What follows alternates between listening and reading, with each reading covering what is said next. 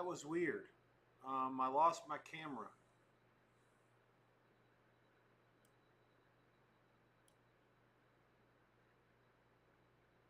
Sorry, I didn't lose my camera. I lost my my monitors. Just totally crapped out. That's weird.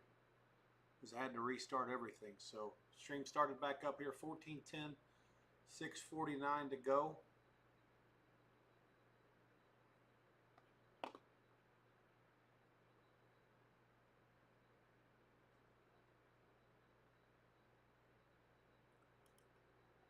Because we're late enough in the game, the live prices are very volatile, and some of them don't actually give you all the options to bet.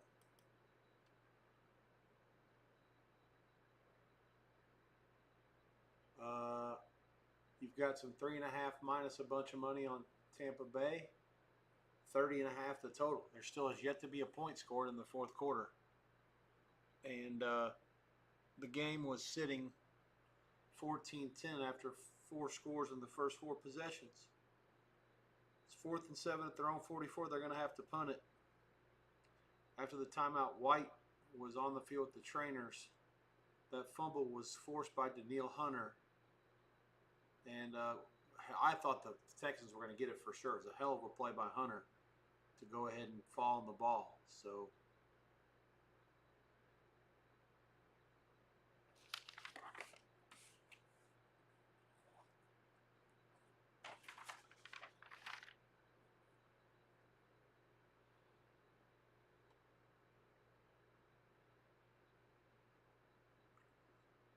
Mayfield scrambled 39 yards last week on 4 third-down scrambles. He converted them all. They tried it again there, and that can happen. I mean, the last one, he got it, and he almost hurt himself. This one, he didn't get it, and he almost fumbled it to the other team.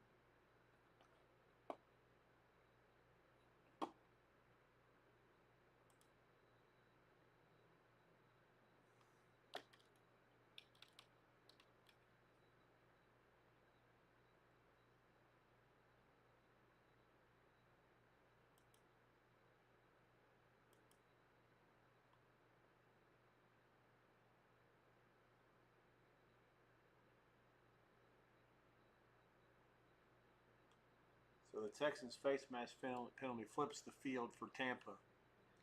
And on 4th and 6, they're going to punt it. The Bucs down by 4.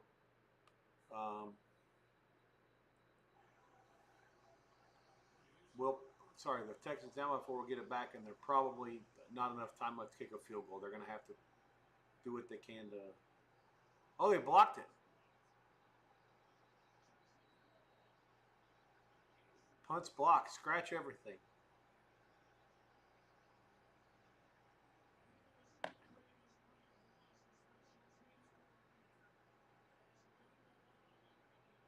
Wow.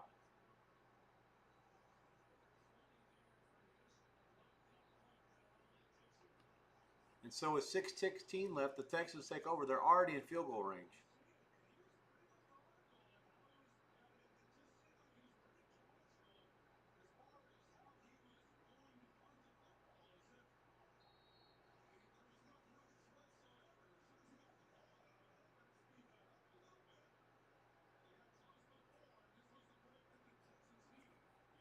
Wow. Okay, so Stroud takes over at the 35 of Tampa. After not getting in the last time down at the goal line, they're going to have a chance here to take the lead again. Stroud over the middle behind his receiver. Not a good pass. Hutchinson.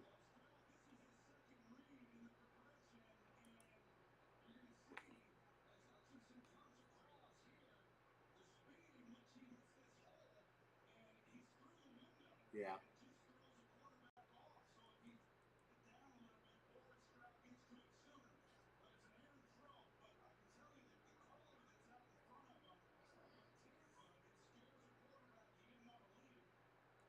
Okay, makes a good point there, I guess. I'd have to see the replay again from the all 22 angle. All right, so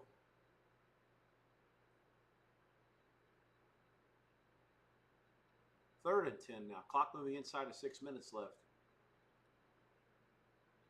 Live price, Tampa now -3, the dog 40. 30.5 over 41 before this play. Chris doing a good job of constantly updating it. Their live team is now completely automated. They used to do everything manually in the live department for a while with the help of automation going back to about 2013. Shotgun, running back off to the left. Here comes the blitz. They're sending the house. Oh, and they threw a screen. And, oh, wow.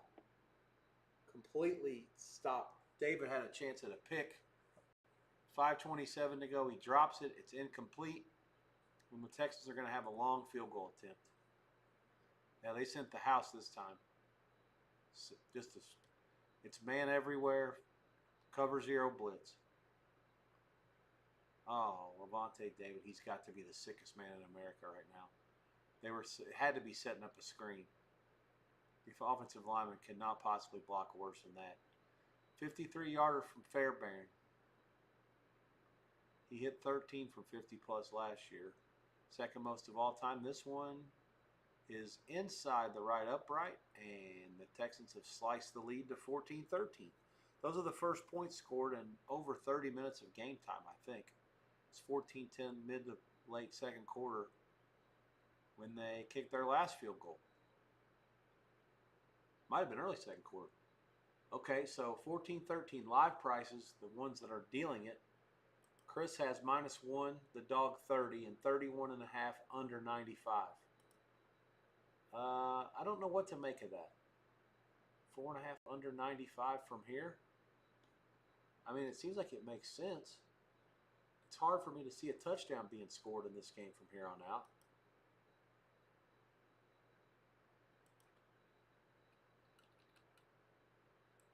Is anybody else dealing it or no?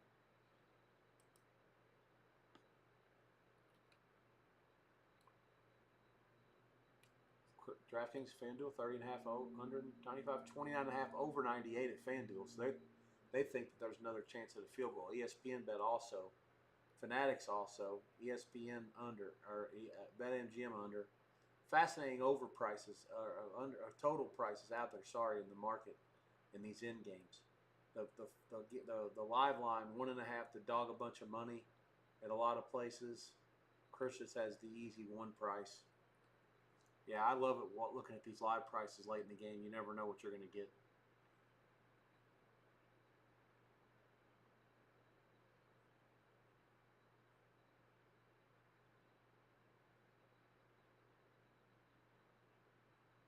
So the Raiders and Chargers are set to kick off in about a half hour.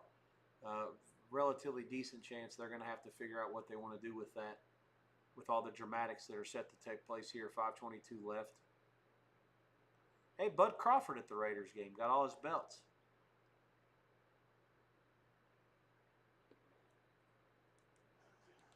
Texans laying 2.5. Probably not going to get the money anywhere now. I'm not sure if the game falls 2, if it matter or not. Probably not. 5:15 to go. Clock on the move. They run a toss sweep to the left. Nothing there.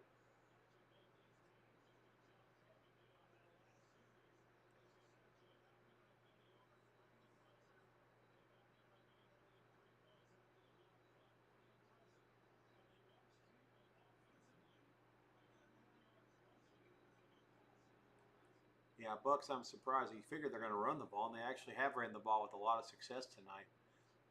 Obviously, Houston knows it's coming, but I still think you have to try to pound away at them. But you don't have to get too conservative. Mayfield drops back now. It's a little bit of a pseudo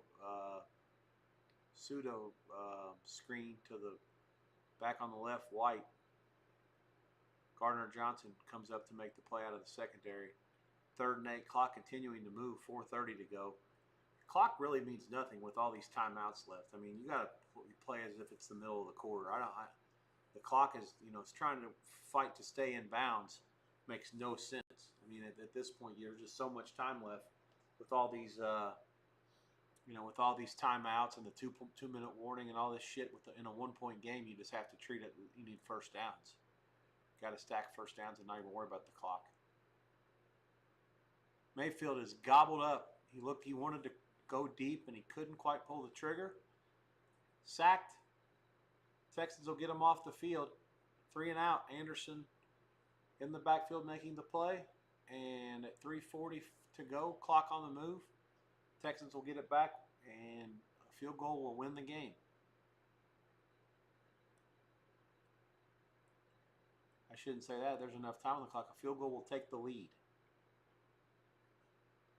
Points will give them the lead. How about that? That's better.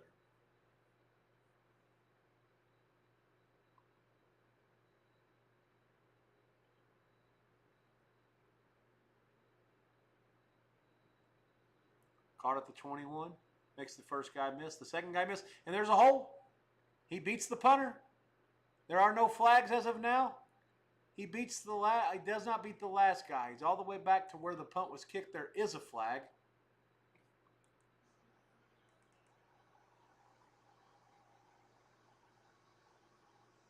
Let's see what it is.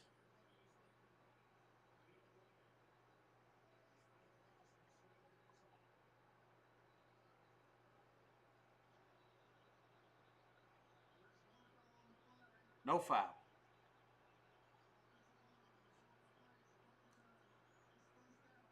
Three minutes exactly to go in the game, and the Texans haven't. They're already in field goal range. Now it becomes a real chess match with the clock.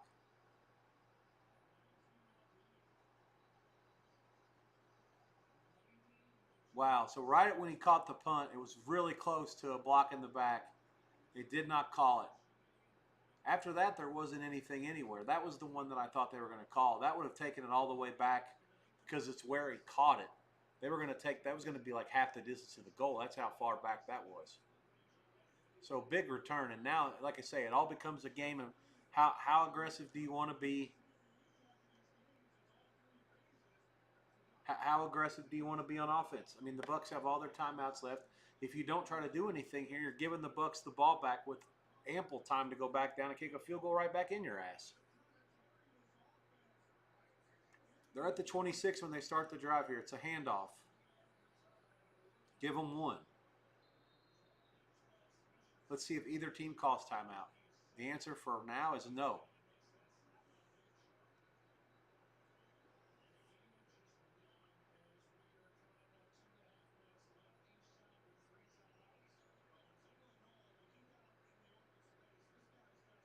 It's actually comical to watch my Twitter and see all this stuff.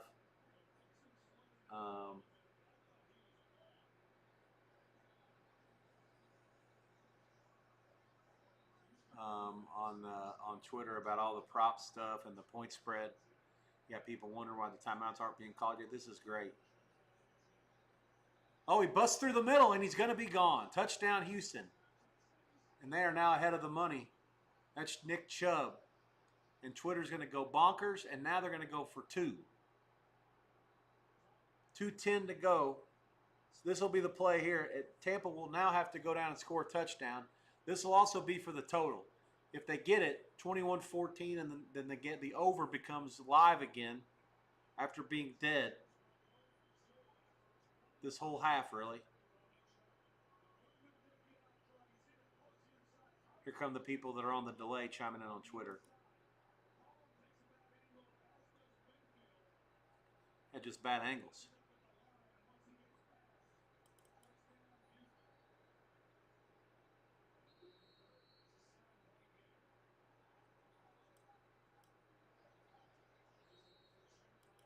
$53-yard punt return and then 25-yard run by Chubb. Here's the play here. This will for all the cheese when it comes to the total. The side, tough to say. Shotgun back, got him. So 19-14, the Bucs down by 5 now, and a touchdown will get them the lead. And the total almost assuredly is going to stay under unless the Bucs go up 22-19 and then the Texans kick a field goal at the gun to force overtime. That appears to be the only way. But it's the NFL. I've seen so much shit happen in this league. We even just saw so much shit only yesterday only. Tight end made a great block there by the Texans. That and the angles that the secondary guys for the Bucs took were pitiful. If you didn't know any better, you're thinking they were going to sell out and just say screw it. Either make a play at the line of scrimmage or let him score.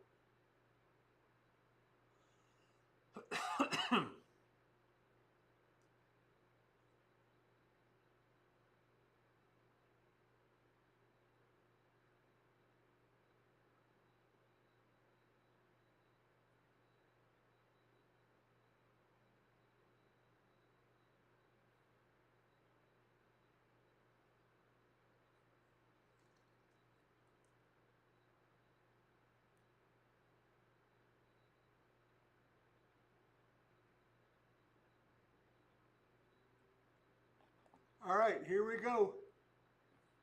Bucks have it at their own 30. There is a flag. They might not have it at their own 30. 2:04 left. All timeouts plus the 2-minute warning.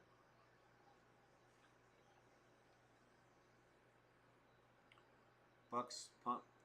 Bucks got a punt blocked. They gave up a big return and they missed a 38-yard field goal. Those are the ways you lose games.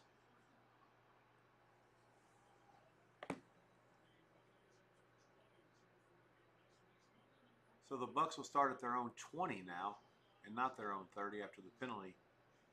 2:04 left. That's a good one next Monday. Goof and the Leos against Jackson and the Ravens.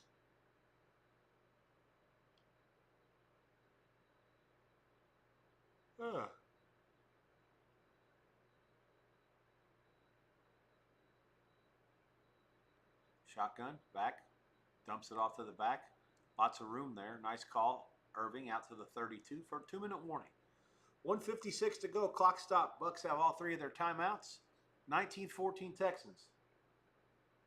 Chris with the live line. This takes some balls. I love that number. 4.5 minus 236. Or, sorry, yeah, that's it there. And 34.5 under 220, which are almost the same thing. Basically, that's what you're laying 220 to say that the Bucks don't score. DraftKings almost the same line. Fanatics 35.5 under 425, no side. 4.5 offshore minus 240. Yeah, so 4.5 minus 205 on Houston out to minus 218. So, yeah, basically speaking, the live price is will they score or not. I mean, it's hard to say. The screens have worked well. They haven't had much success throwing it downfield. They've actually ran the ball more. So, I'm not surprised that they ran a screen there. I wouldn't be surprised if they run another one at some point. Clock certainly not a huge factor. Again, there's 1:56 to go, and they got all three timeouts left. So the Bucks just got to be content on moving the ball down the field, moving the sticks. You know, they got the timeouts are there.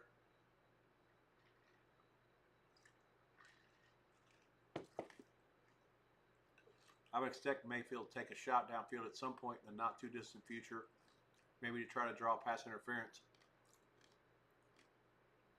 shorten the field a little bit.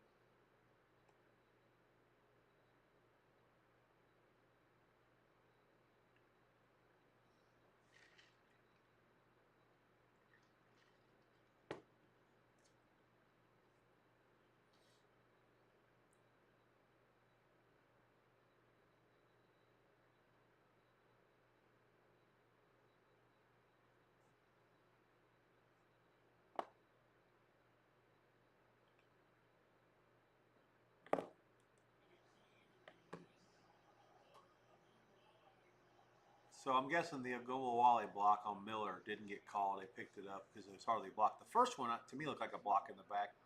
It was maybe before he caught it.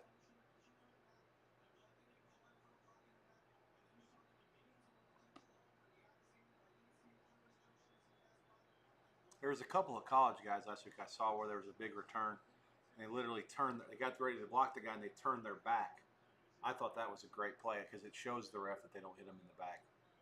That's something that's supposed to be coached and taught in training camp, mini camp, before the season starts if you're in college, whatever it takes. Typical good finish in the NFL blows up the Twitter algorithm. My tweet deck is going nuts. Baker, another dump off. This is also to the back, no gain. Clock continues to move now.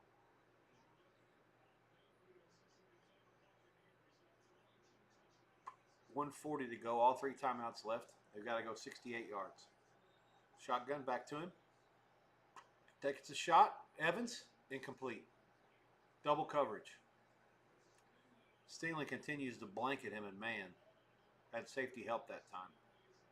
1:32 left, 3rd and 10. Deafening noise by the Houston home fans.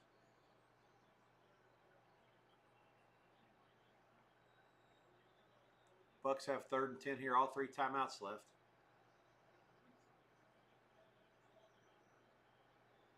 They go trips right this time. The back offset to the left. 5 on the play clock. It's snapped. They rush 4. Man on the back. Doesn't let him do that. Mayfield rolls right. Fires it down. Oh, it's for Egbuka. It's just over his head. Got a hand on it. Maybe could have caught it. Would have been a great play. Did not bring it in. 4th and 10 now. 1:24 to go.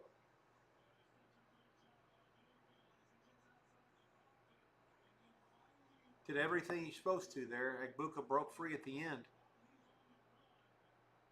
Oh, man, he's open. Oh, that's got to be caught when I see the replay. Oh, he dropped it in. I thought it was over his head. I'm fake news. That's a good pass. You draft guys that high in the draft to make plays like that. He caught 2 touchdowns in New Orleans last week. That's got to be made. Here comes a blitz off the secondary. Another one. He gets away, and now he's got all day to run it. He fakes out of bounds. He gets 15 yards. He's up at 1:16 to go. Clock moving out near midfield. Oh, man, they blitz both. They blitz either both corners or the corners and the safety. Once he got through all that mess. All right, here we go. A minute to go. Clock on the move. They still have all their timeouts left. Mayfield zings it to the outside. It's caught. That's Otten for about 7. 52 seconds left, and they're into Houston territory. My goodness me. I thought he was dead to rights, man. They're going to show the replay of this. Yeah, the blitz was kind of disguised. A couple of stunts inside. Oh, man, they did. They brought the safety. It was the left corner from Mayfield's right side. He should have stayed up the middle. He ran towards Gardner Johnson, maybe getting out of bounds. If he stays straight, I'm not convinced he couldn't have gotten 30 yards on that play. All right, here we go. Now we got a timeout by Houston.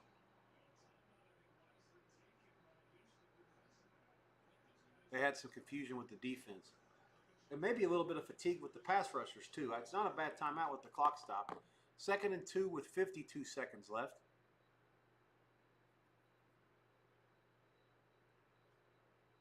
New live price, Houston 4.5 minus 210. So now the field goal's out of play.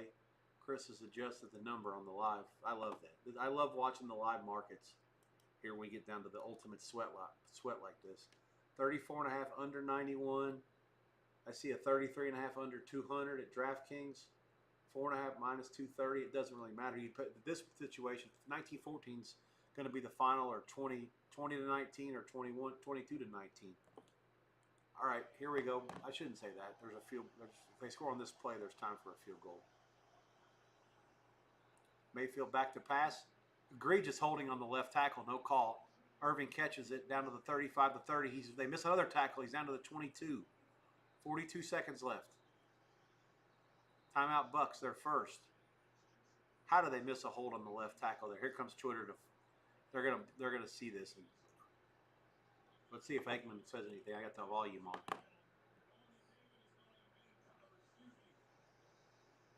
No, it wasn't as bad as I thought, but still like a hold.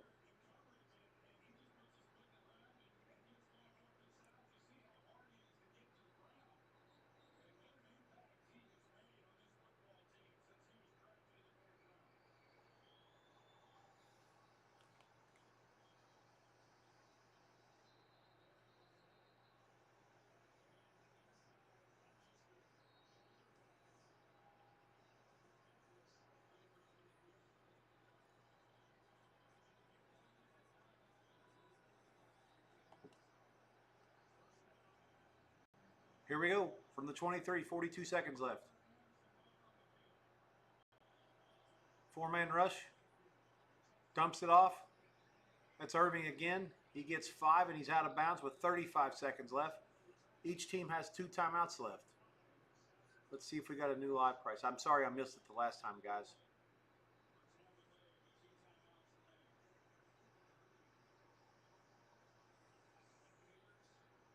One of my friends said that timeout was too fast. I agree with him.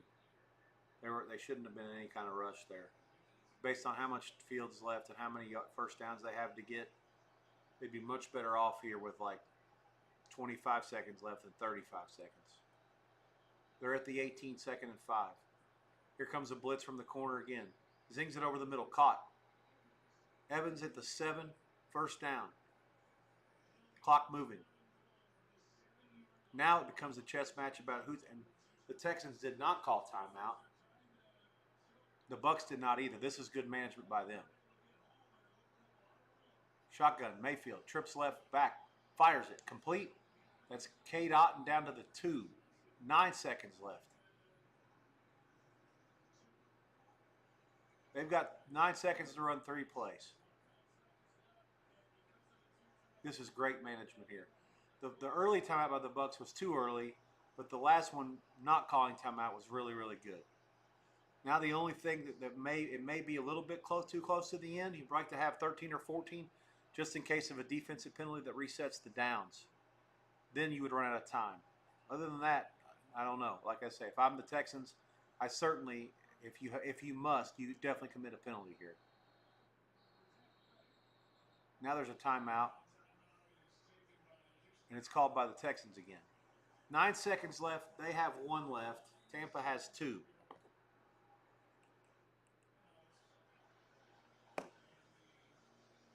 Now you got people crying about why the Bucs didn't call timeout after first and goal with 23 seconds left. I don't have a problem with that.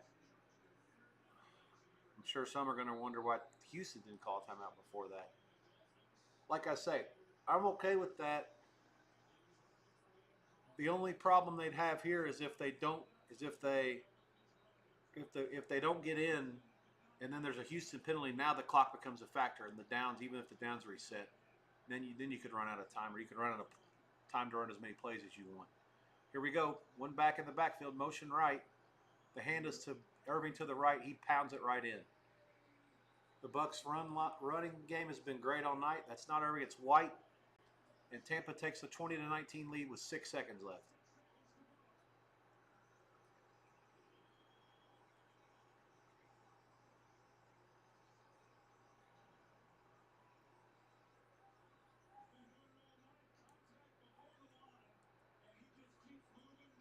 Yeah, the backs have been good. The line's been good. They ran the ball for more than they threw it until this drive. It's just how you win it. Go down, make a play. 11 plays, 80 yards, 204. They leave only 6 seconds. Tampa's going to call one of their 2 timeouts to set this 2-point play up.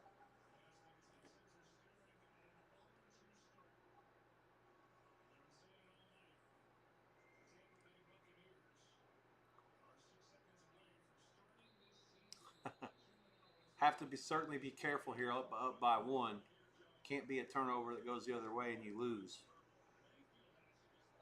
You almost think that they should take a knee here.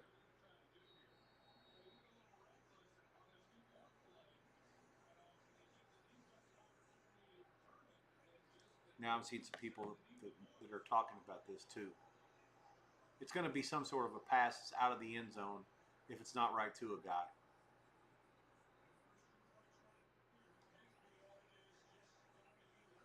Wow, a little bit reckless. Does get rid of it incomplete. 20-19 Tampa, 6 seconds left. Each team has 1 timeout left.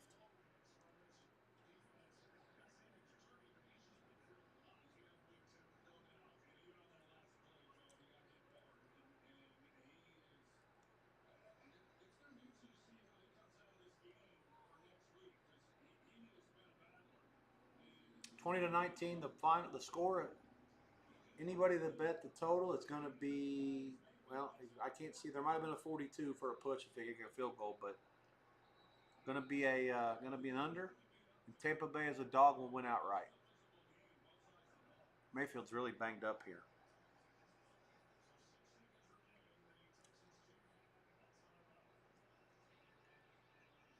Houston has a division game at home against Jacksonville next week.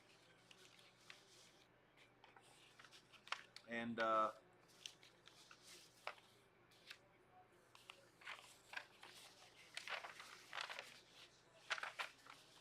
made a mess of my paperwork here. Forgive that mess. The Bucs are at home against the Jets. Yes. Curious to see what Mayfield ends up. I guarantee he'll be on the injury report after tonight.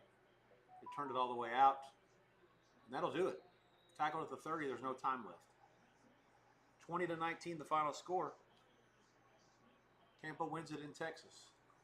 And we're off to Las Vegas. Chargers, Raiders. Good work, NFL, right at 3 hours.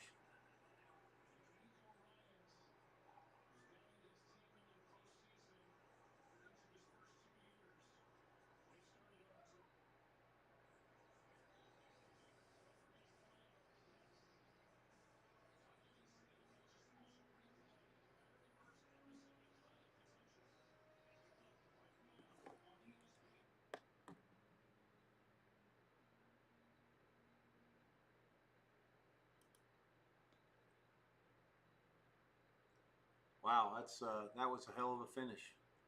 Certainly, a lot of things happened in that last 6 minutes. A lot to unpack. You got a blocked punt, a big return on a punt. You got a stoppage inside the goal line on 4th and goal. You got Fairbairn making a field goal after the Bucs stopped them once. Then you had them where they scored a touchdown and took the lead when there are no points scored for over 2. It was sitting on 14-10 the whole third and more than half of the fourth quarter. Yeah, just a weird. It's a weird game and a great finish. This is exactly what the NFL wants.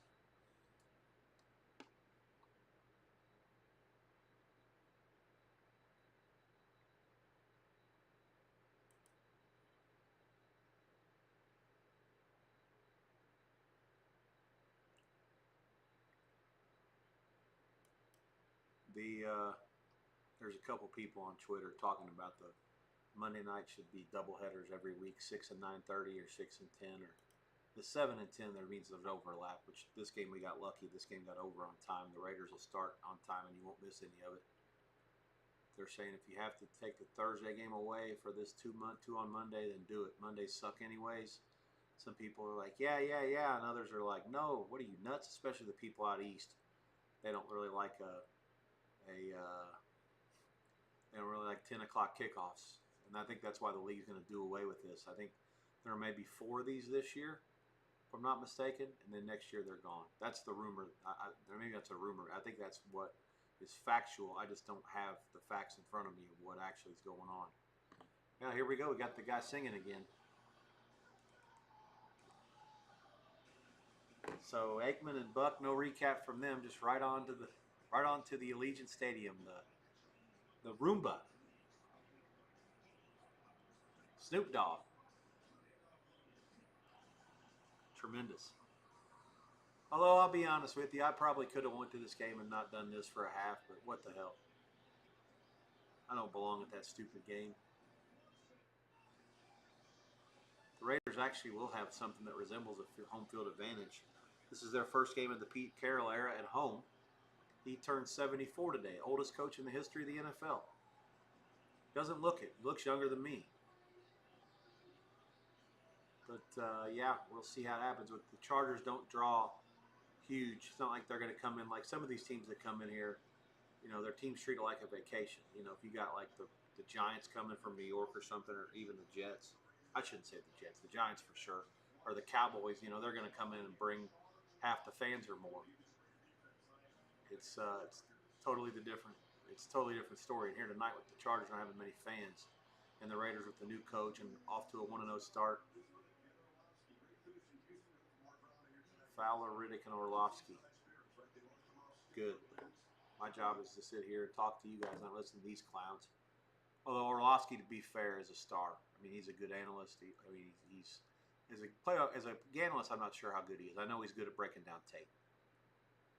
I don't know how good he is calling a game live from the booth. But yeah, this game I think the Raiders do have a definite home field advantage. The line is basically 3 minus money, 3.5 to dog a ton. Total has been sitting 46.5 most of the day. There are some 47s from maybe, it looks like a couple of places that are a little bit risk averse, let's call it, have probably exposure to over, or using a 47 price, but the market says 46.5 is the correct number at close. Coin toss time. Hang tight for what happens here.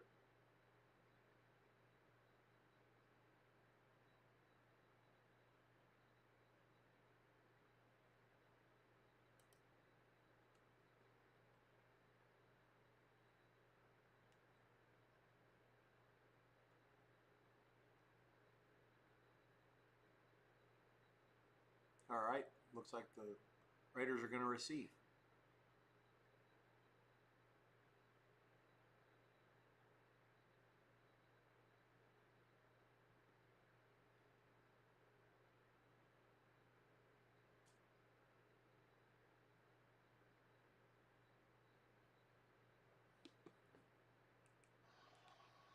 Caught by the Raiders, and they're out to the 24. That's where the game will start.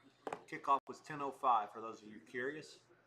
A lot of people want the odd screens. It shows 10 Eastern. 10:05 was the actual kick time, 7:05 Pacific. Geno Smith. Fascinating last week that the Patriots really weren't going to let him run the ball. Greg Roman says, "Okay, fine, we'll just chuck it up and down the field." 362. I think that was as good as anybody in the league last week.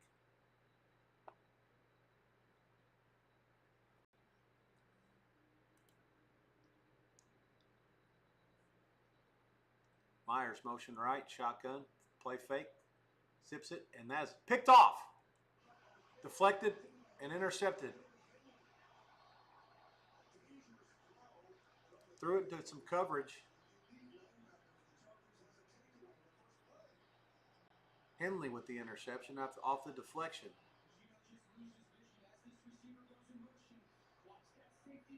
See how the safety came with him. Yeah.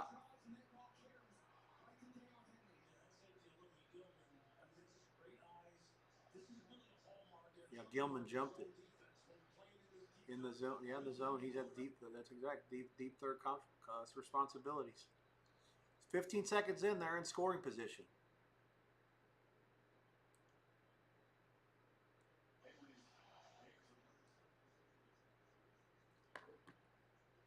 At the 25 of the Raiders, first down. One play in, they've got the ball.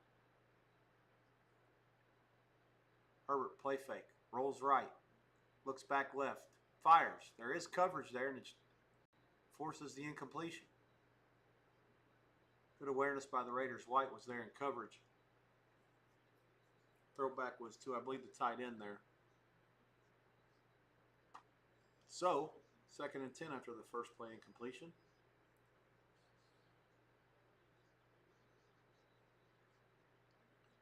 Chargers played last Friday night, 10 days ago in Brazil. Beat the Chiefs to go to 1-0. Chiefs a loser to Philadelphia at home yesterday to go 0-2. The Raiders, the winner of this game, will be in first alone in the division. Herbert drops back, fires it to McConkey. He gets maybe 6. It'll be 3rd and 4. 30 seconds into the game. First play of the game was an interception by Geno Smith, and now the Chargers a chance to go up either 3 or 7, most likely, before giving it back to the Raiders.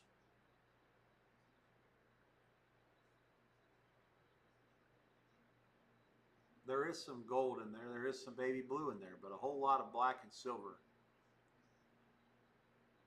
And it's loud. 3rd and 5 at the 20. Receivers 2 to each side. Running back offset to the left of Herbert in the shotgun. Just drops back. Looks. Tucks it. Fires it. Incomplete. Looks like Harris was the intended receiver. He kind of wasn't indecisive. Chink was in on the coverage there. And it'll be a field goal attempt.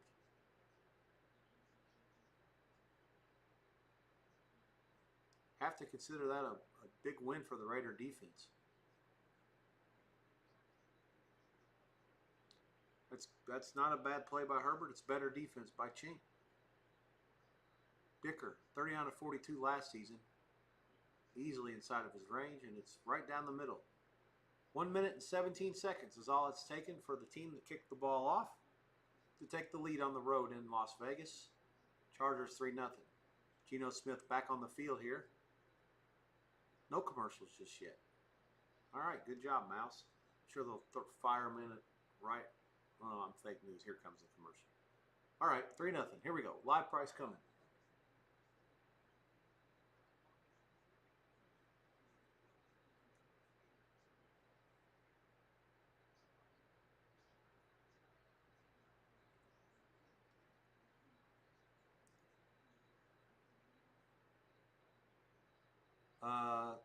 Chargers 5. I see a 6.5. I see another 6.5. Total 49, 48.5. Sounds about right. I would say this early. It's close 46.5. That seems right. Going in, I leaned over. Leaned Raiders as well. Early game, I leaned under. Looked drawing dead in the second quarter. I put the mush on it. After it was 14-10, I said this over is a stone cinch. Not quite. Didn't get there.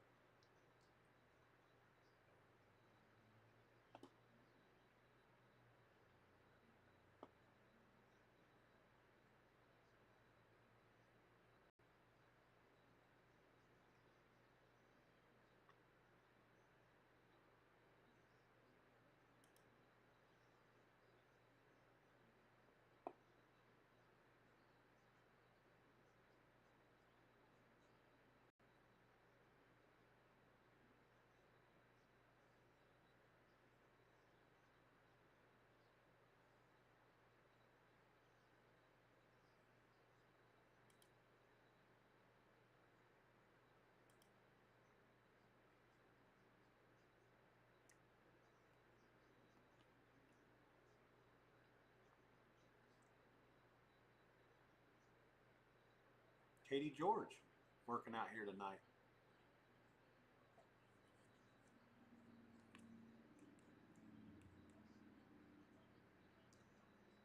I think she works with Fowler and Herbstreit on the Saturday ABC game in college. So ABC got a lot of their top college people. I'm guessing production-wise are probably working this game too.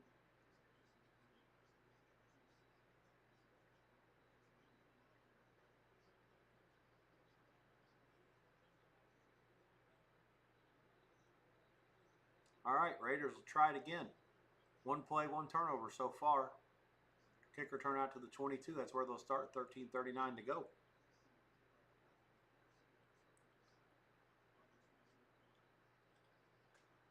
It's loud in that building tonight, but I'm not quite sure it's as loud as it was about 45 hours ago when Saul Alvarez was fighting against Terrence Bud Crawford for the Ring Magazine belt. Bud has certainly cemented himself as the best pound-for-pound fighter of the last decade. Great win the other night. He's at this game tonight. Here we go. Raiders will start in a bigger formation this time. One back behind Smith out of the pounds it to him. Wow, he runs over the first guy. That's Ashton Genty. That's a hell of a run. You'll hear the crowd enjoy that one. He did not have a good game in New England. The Patriots were hell-bent on making sure the Raiders weren't going to run the ball. That time they were lined up in a formation that told you they were going to run it, and he still runs right over the linebacker. To safety. 32. Gilman. Gilman on the first play was set up the interception. This play, he's involved as well, although he got ran over this time. A little bit different story. Big gain out for 15 or 14 on first down for the Raiders. They move the sticks. Shotgun here for Smith. Throws it to the left. About a 5-yard gain.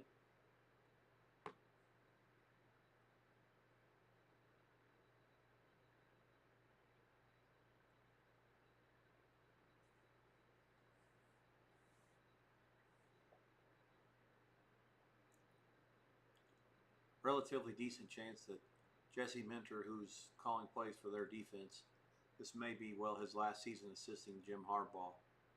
A lot of people in the coaching community believe he'll probably be a head coach somewhere sooner rather than later. Busted play there. I'm guessing it was supposed to go to Genty. Someone made a mistake. Smith got back to the line of scrimmage to salvage the play. It'll be third and, let's call it a medium, so 3rd and 5-ish. Oh, I don't know. I think it was supposed to go to Smith, running through the left side. 5-hole, nothing, communication gap. He's out now. Shotgun back to the right, trips right. Chargers showing May on the back end. Here's a blitz. Oh, it's complete. Great call. Thornton. He's blazing fast. Number 10 for the Raiders. Geno hit him in stride. He gets it for about 25. Raiders are on the move into San Diego territory. Sorry, I can't help myself saying that. I'll try to do better going forward. To Charger territory. At the 39 maybe? 41. First down. 11 minutes to go. Clock moving. Trips left. Power play to the right side by the Raiders. Get a couple maybe. That's again the backup back. Don't know if Genty's back in yet or not. Nope, they're going no huddle up to the line. Shotgun again. Only a 4-man rush. Dumps it back. This one's incomplete to White. 3rd and 7.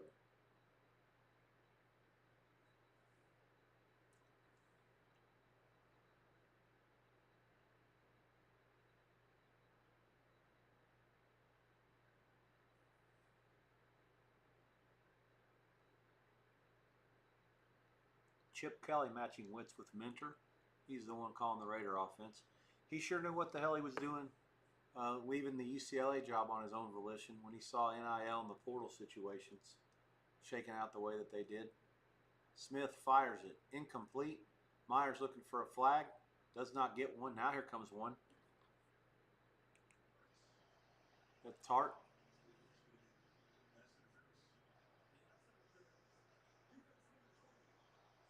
Interference.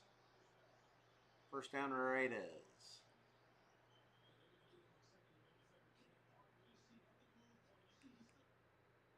Oh, I don't know, man.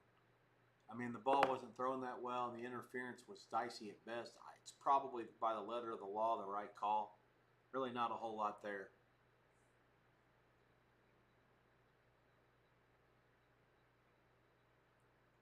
They'll continue the drive. Most apologies, please. 10:36 left at the Charger 29. Genty in, motion right. Here's a little dump back, counter play back to the left of the receiver. He gets maybe 3. Slot guy.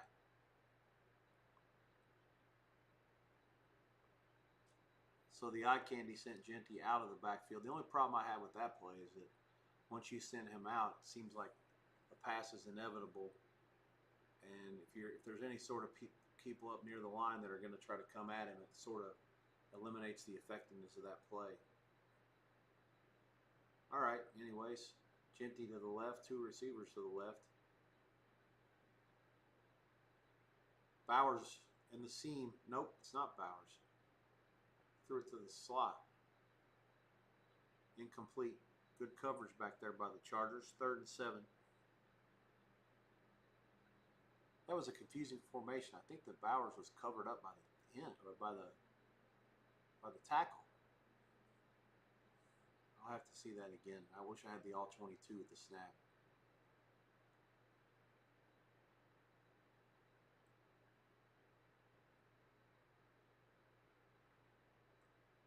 Two receivers to each side. Genty lines up to the left of Smith in the gun.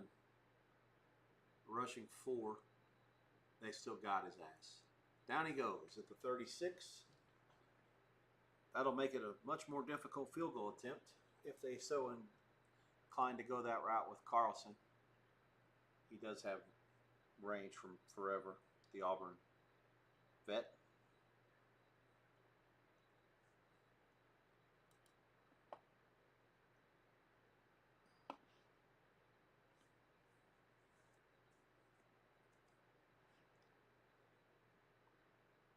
Fourth and 17, this will be a 54-yarder.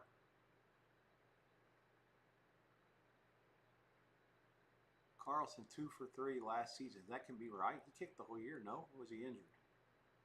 Oh well, anyways, that one's right down the middle. Would have been good from 60, no problem. Raiders have tied it at 3. 9:02 to go in the first quarter.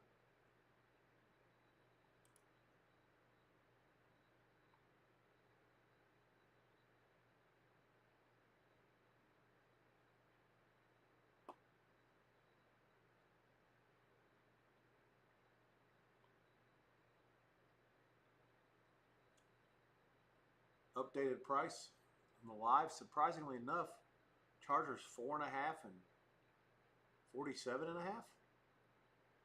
4.5 seems excessive to me.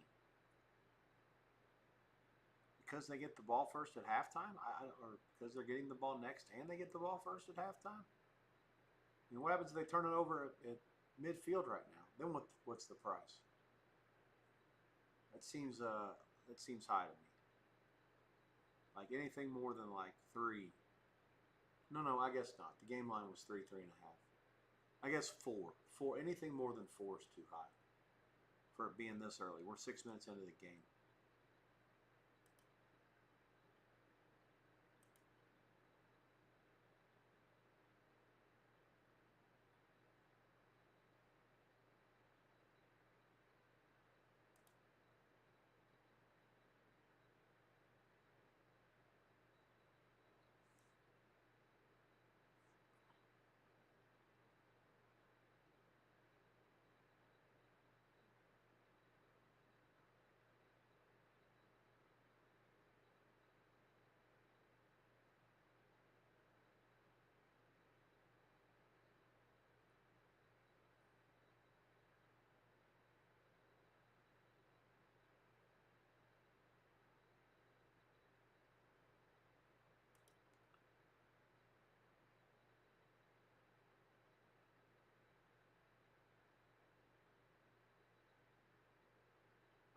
Let's see, 4.5 still, and 48.5 pretty much painted. So, I guess that's what we're going to start with when the next as the Raiders kick off here. Good to have us a good old division rivalry game on the second half of a Monday doubleheader. Why not? What the hell? Let's go.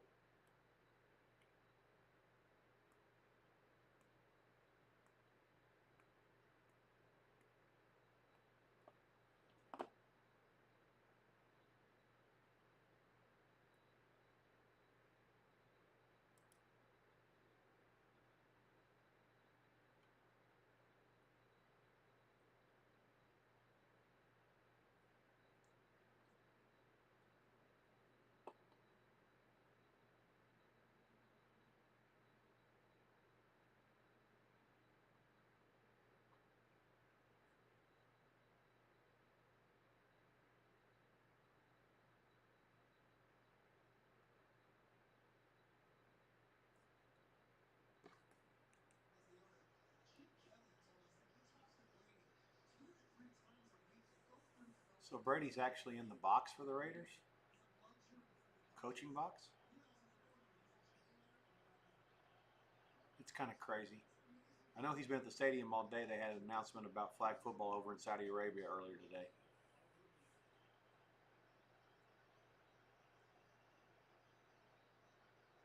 I don't know if he went to New England last week or not, but certainly having him at home games is an advantage. It can't hurt.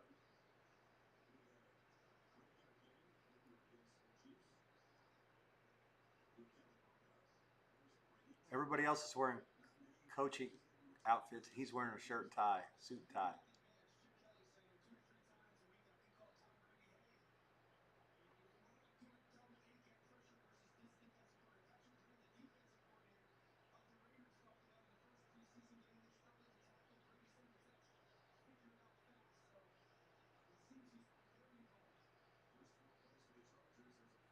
Right tackle, false starts.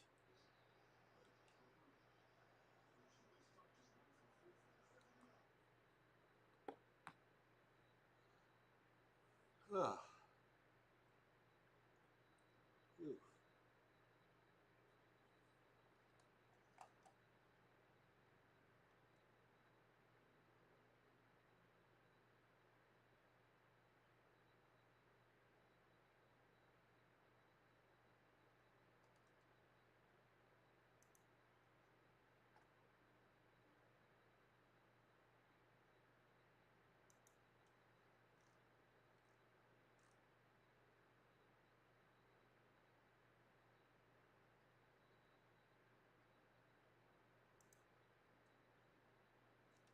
3rd and 15 for the Chargers.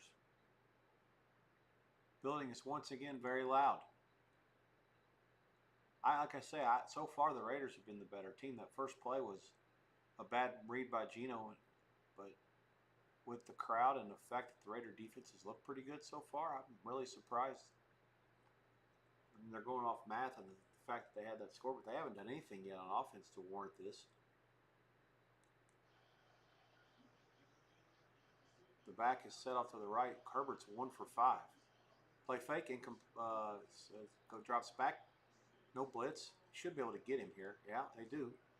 Give him 5 and they'll have to punt it. Raiders had dropped some guys out, but Herbert was slow to consider whether he's going to run or not. He wasn't decisive at all, and that gave the guys for the Raiders plenty of time to come up and make a play before he could use his legs to get the first down.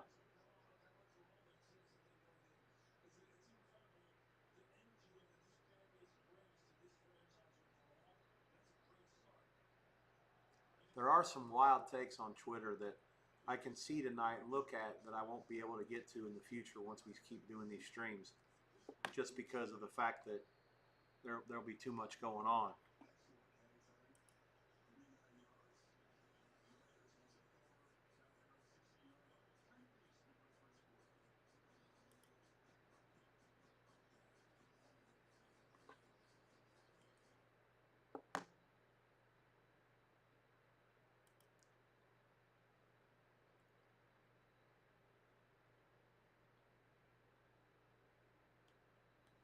Let's see what it comes now. 3-3. And I see some threes coming now. See, that's more like it. Even that, I think it's too high. I think I would use like 3 the dog 40 or something like that. 3 the dog 30, something. But certainly make them pay for the Raiders. I've been more impressed with them. I like the Raiders outright at this point. Any money line bet that's plus 120 or more would definitely be a play. Which was not much different than what it was pregame, to be quite honest with you. But even though San Diego gets the ball first at halftime, like I said, they made the biggest play of the game, and it was on defense. But their offense is 0 for 2 in doing anything so far. And again, that could change. I mean, the game script isn't what you plan on it being when your first play is not from your own 20, but rather their 30 or their 20, 25, wherever the hell they started. It's a totally different game, no doubt about that. So maybe that the Chargers have been thrown off of what they wanted to do on their script. Yeah, we'll see what Geno can accomplish on this drive. Obviously, the Raiders interception on the first drive, and really except for the crossing pattern that he hit the speed ball number 10, he hasn't been very good either. So the total at 46.5 to me seems almost a little bit too high. It's right what it was before the game started. The only reason why it's that high, the math says it's supposed to be, and there's already been a total of 4 possessions, and we haven't even played. We played exactly 7 minutes and 3 seconds, so all short possessions so far. So here we go, man. What a great looking city. Very, very proud to live here. Look at that view from the stadium, from the blimp view, just south of the stadium, looking towards the strip. That blimp is 3 miles from my house, my condo. Yeah, there they go. They're showing the fight.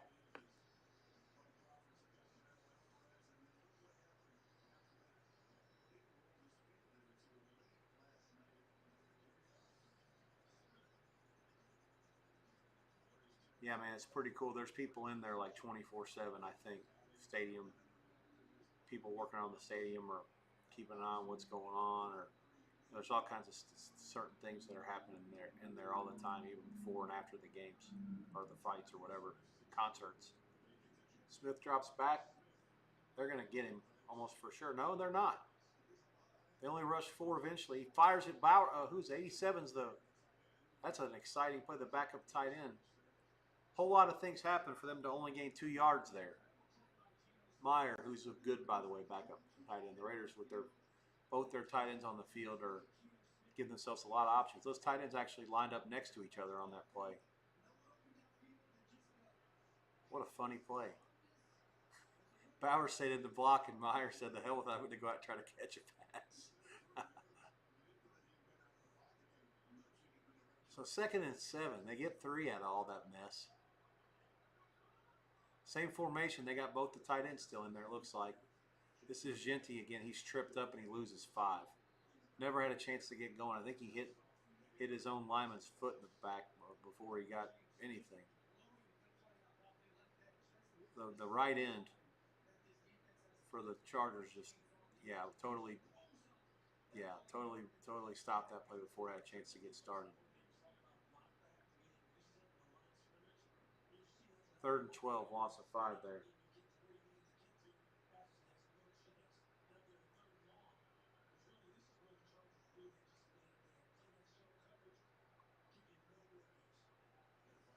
Smith dumps it off. Bowers makes the first guy miss. No, he doesn't. Gain of 5 or so, and they'll have to punt it.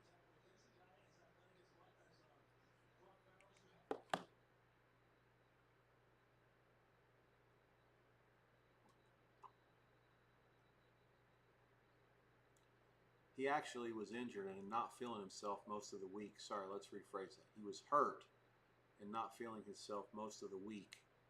I think if this game were played yesterday, a couple of my friends that cover the Raiders or around the camp said that he probably would not have gone, or it would have been a significant struggle. He was not necessarily near full strength. He did go tonight, but he's active, but I don't know how well he is. Obviously, you see him wearing that brace. Punts back and returned out to maybe the 28. That's where the Chargers will start their next drive, their third drive. 5:34 to go in the first, 3-3.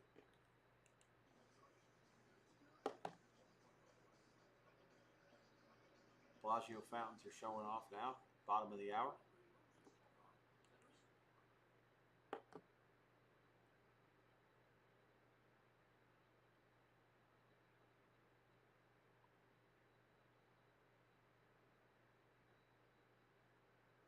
Live price.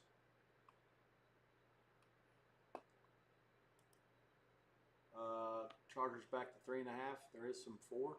I'm okay with it this time after what the Raiders look like there.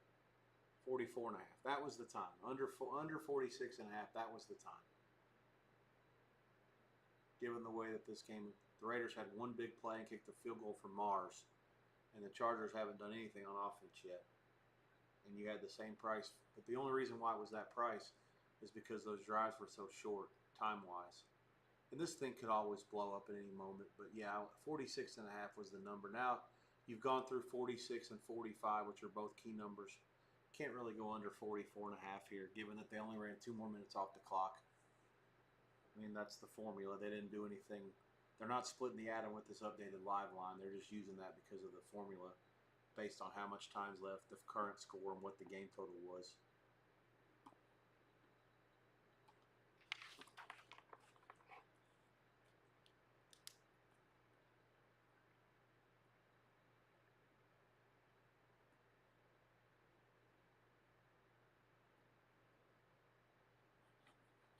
Making a note here for future reference that I'll have to use for you guys.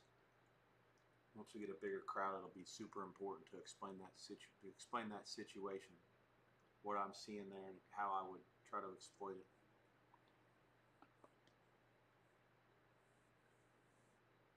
$5:34 to go in the first, 3-3.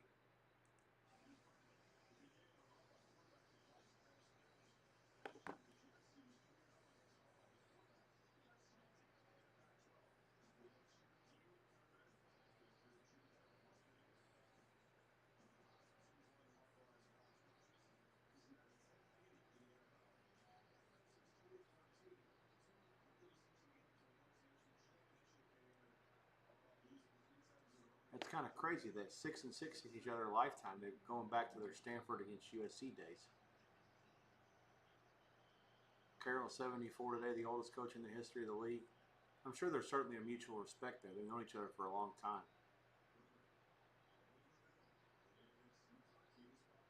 Carroll, it's the coaching. The arcs are not that far off, to be honest with you. Carroll had started in the NFL 30 years ago. He coached the Patriots, I think. And then he ended up at Southern Cal coaching a dynasty that at one point was rivaling popularity of anybody. I mean, the USC was more popular than the Dodgers and the Lakers, 22, 23 years ago. That was one of the games. Stanford, Harbaugh was the coach. They were like a 42-point dog and beat them outright at the Coliseum. That was maybe 05 or 06. And that was Harbaugh at the time. Carroll was coaching at USC. Had started. I think he was an assistant under his dad at Western Kentucky, and then he ended up going to the University of San Diego, which was a D. Don't quote me. This is D3 school at the time. I think maybe they were. I know now they're in 1AA and they play in the Pioneer League, which is still non-scholarship. So I think they were D3 and they moved up to 1AA. And then they're now in the Pioneer League. They've been doing that for the last who knows how long, several years at the minimum. But yeah, and then he left from San Diego to take the job, I want to say right to Stanford, but he could have went somewhere else first. I think Stanford was his next stop. And then, of course, from there he went to the 49ers, then was out of football, then he took the Michigan job. And now he's out of college football for the next 15 years for all the cheating that was going on at Michigan. There's a flag here. Herbert runs for the first down. I'm not sure it's going to stand. I'll give myself some volume back.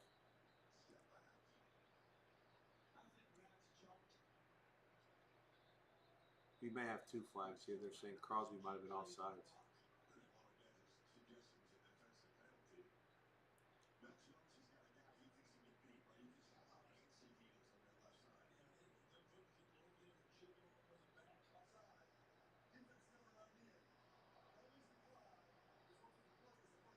So it was a run for the first down. They declined the Herbert being offsides.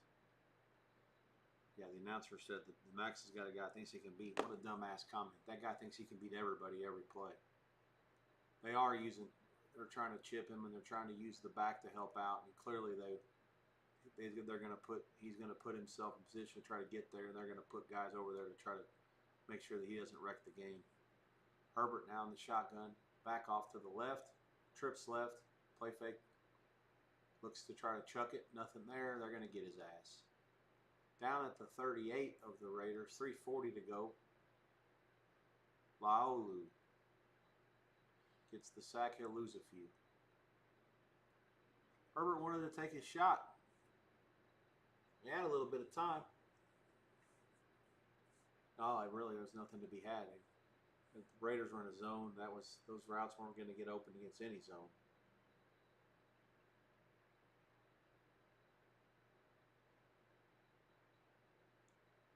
Gun again, back off that left, trips right with the motion. Drops back, four-man rush, zings it to the right side, caught. That's Allen, I believe. On 2nd and 13, he gets 10 of it back, and they are in field goal range. Clock moving inside of 3 minutes.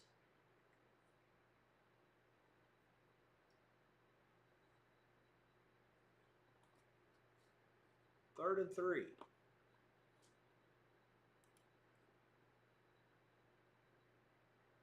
Was there a Chinese guy in the black hole? That makes me want to laugh. At the 28, he drops back, looks to the back, not there, zings it over the middle. It's complete. And that's his tight end. No, it's not. It's McConkey. There is a flag.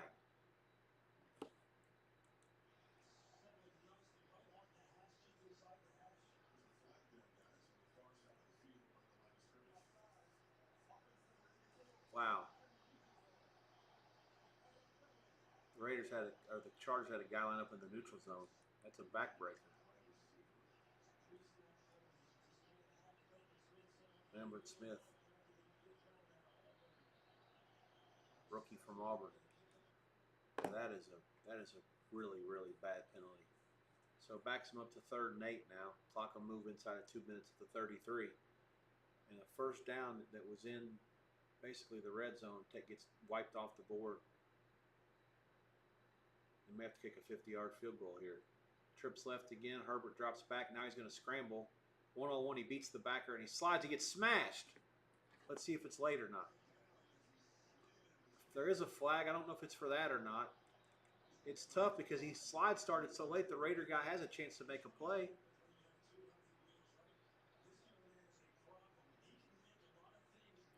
They're going to talk about this. I don't think it's a penalty. The slide started too late.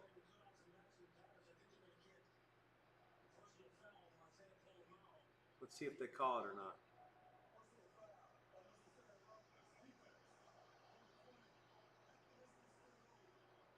So it's a necessary roughness, which tells me it's got nothing to do with the quarterback. It's just on anybody they're going to call it. It's the slide that started, but I don't know. Helmet to helmet might be the call. Other than that, there's no way you can call it on the fact that the slide started as late as it did. And to be honest, I don't know when he started it. It may not have even been a first down. It was close. Anyways, he got racked pretty good. So he's already got 26 yards on the ground. Only 3 for 7 for 34 in the air. Here's a run. That's about a 5-yard carry down to the 7. It's actually fascinating. The Raider defense, I think if they can stop the run, will make the Chargers one-dimensional. It'll be tough. I mean, Herbert's going to have to do it with his legs because the pass defense, I thought, played pretty well last week. Omari Hampton the carry for 5 there. Another flag. What's this one?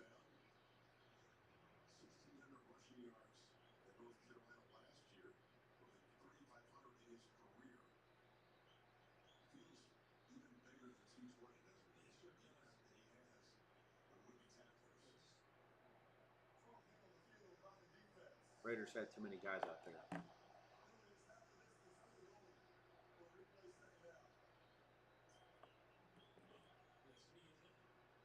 It's going to be second and real short.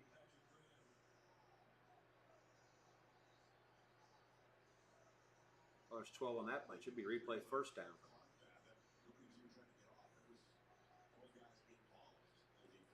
I think it's funny when no one tries to get off when there's 12 of them out there. If it's too late, they just say, fuck it, stay out there and see if you can get away with it. I mean, that time they didn't. I've seen it happen before in college where they get, I mean, sometimes if the refs aren't paying attention, you can get get away with 12 out there. I mean, obviously, if you know you're not going to get off, then just say screw it and stay out there. I mean, the worst thing you can do is try to sprint off and draw their attention to it. They already know it's a free play anyways. Pretty impressive for Hampton to get 5 yards knowing that the Raiders still had 12 of them out there. They gave it to him again, and he went backwards that time. So it was 1st and 5 from about the 7. Now it'll be 2nd and 7 from the 9. I am impressed with the Raider defense. I mean, they didn't beat much last week. I don't care what the result was yesterday with the Patriots and Miami. Patriots are really, really bad. But, you know, still, Raider defense clearly improved. And more importantly, the coach, significant upgrade from last year. They know what they have an objective. They have a goal. You know, the guy runs a tight ship. You know, he's a player's coach, but he's not going to let him get away with murder. You know, it's the guy that he has respect. They know that he's won before. All those things play into this. I mean, hell, look at that division. You got these two coaches here. You got Sean Payton. You got Andy Reid. These are literally going to be 4 Hall of Fame coaches when it's all said and done in the same division. 30 seconds, clock moving, 2nd and 8. Here comes the blitz. Drops back. Here he comes, steps up, go to the right, fires it to the end zone. Touchdown. Herbert bought himself enough time, and Keenan Allen scores the first touchdown tonight. You can grade that prop. There are no flags. 9-3, 20 seconds to go in the first. And that's why Herbert gets paid a lot of money and is going to get paid a lot more the next time it's time to sign another contract. The Raiders did bring the blitz, and it looked effective for the first couple of seconds of it. But his ability to keep his eyes down the field, slide to the right, that's literally what it was, a Casper slide to the right.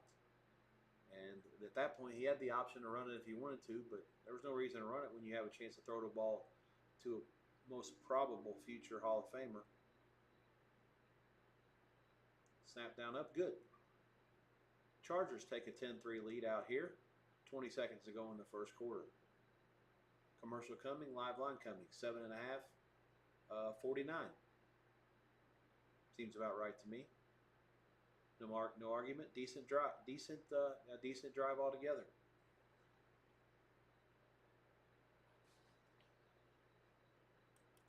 Let's go over a few baseball scores as we get to the timeout here before the kickoff. Cubs have beaten Pittsburgh 4-0. Atlanta 11-3 in Washington over Washington, the Senators, Nationals, whatever you would call them. Reds have won in St. Louis 11-6 to stop that slide that started before the end of their West Coast trip. They got swept in Sacramento.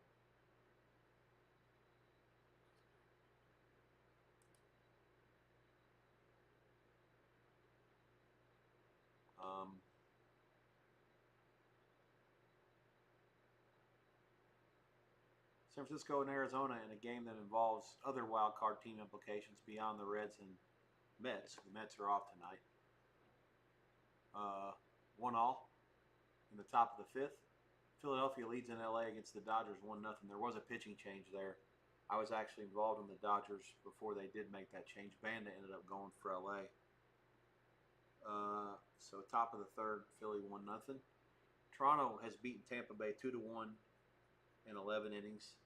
The Yesava J or whatever for Toronto, that's their stud kid coming up, top prospect. He struck out, I think, 9 tonight, so clearly he has a good future, and I expect him to be a factor in the playoffs.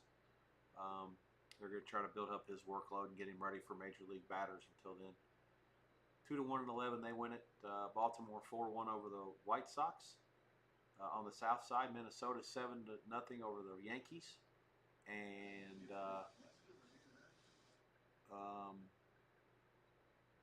Texas loses in Houston 6-3 in another game that involves AL West and wild card implications. The one story I saw earlier I thought you guys would find funny. I literally had to stop what I was doing to laugh. The White Sox have something, I guess, when they're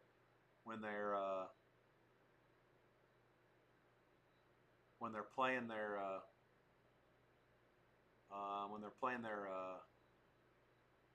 whatchamacallit, they're playing their when there's a strikeout or when it goes strike two, they play like a doorbell. It's like a and anyways, it was Bark at the Park night, so there was a bunch of dogs there, and I guess every time they played that sound when it was a strikeout or a strike two or something, that bell would go off and the dogs would. There were a lot of like hundreds of dogs were barking at the doorbell, so I thought that was pretty funny. Khalil Mack comes off for the Chargers. He's an ex-Raider actually. He's immediately grabbing his hand or wrist. Looks like he might have hit some friendly fire there. Oh, yeah, 43 banged into him. So Tucker for the Raiders is out to the 42. There will be a timeout because that's the end of the first quarter. Raiders will have it there.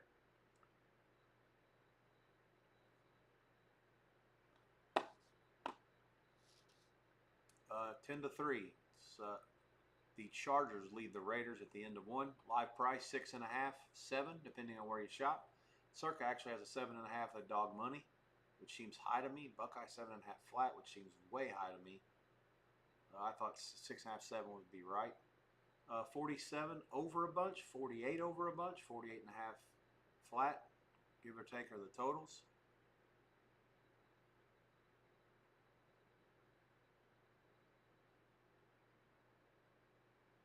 End of one, 10-3.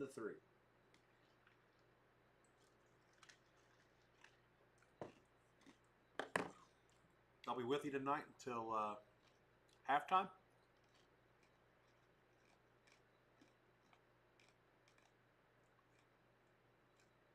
Off tomorrow, off Wednesday from the streams. Back Thursday.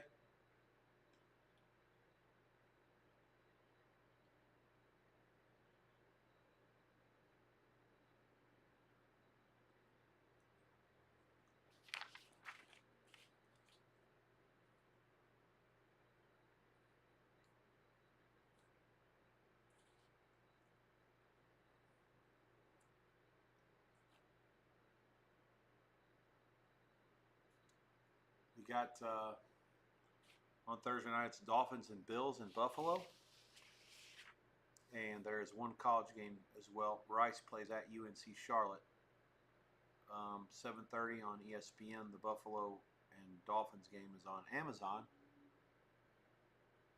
Prime, whatever you want to call it.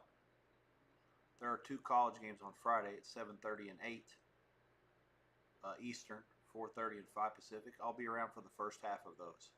So from 7:30-ish at kickoff of the first game until probably about 9:30, maybe 9:15 Eastern, a couple hours, call it. Then back Saturday morning for all the banging. First post is at noon Eastern, 9 a.m. Pacific. I'll be here for all of it. Hawaii plays at midnight. I'll be here for the kickoff of that one, so it's a 12-hour day. We'll not stick around for the second half. 2nd and 3, the pass is broken up. There is another flag. I'll tell you one thing, if the refs are trying to meet a quota tonight, they're going to get there in a hurry. This one's going to be illegal contact against the visitors. 5-yard penalty will give the Raiders an automatic first down. Mack heading to the locker room. Bad news there. I'm guessing he might know if there's even a break.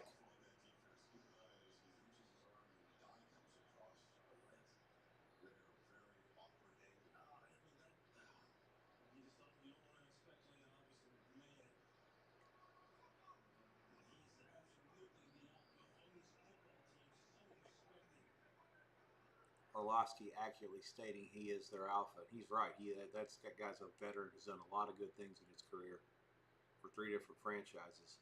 Genty gets it again, and there's nothing doing. He's bottled up at the line of scrimmage at the 47. He's going to get in the cart, and that means he's going to get a ride most likely to the x-ray room. Got a couple of doctors with him. Clock on the move. 2nd and 10 for the Raiders near midfield. That total is still in the 48 game. It's totally garbanzos for me. Man, Bud Dupree got drafted out of Kentucky 2015.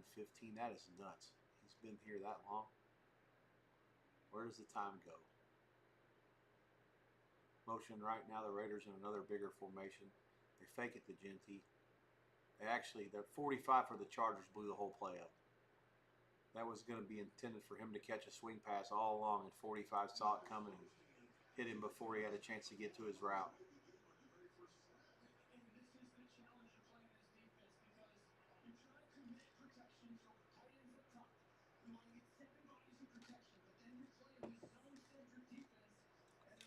He blew up the play. He knocked the right tackle all the way back into the back. 45 made that entire play.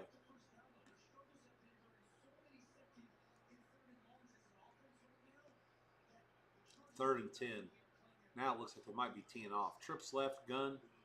Back set off to the right. Here they come with 5.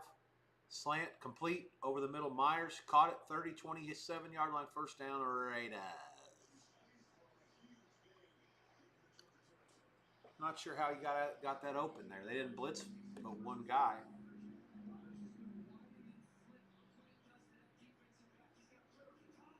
Oh, it was a sort of a rub screen. Trips left, and then they just sent him out behind the other 2 guys. It's a good way to, if they're trying to jam you and play a bunch of man, it's a good way to get some separation. It worked. Holding on the Raiders. Chargers completely overwhelmed them up front that time. That'll knock them back 10. 13:32 to go in the second.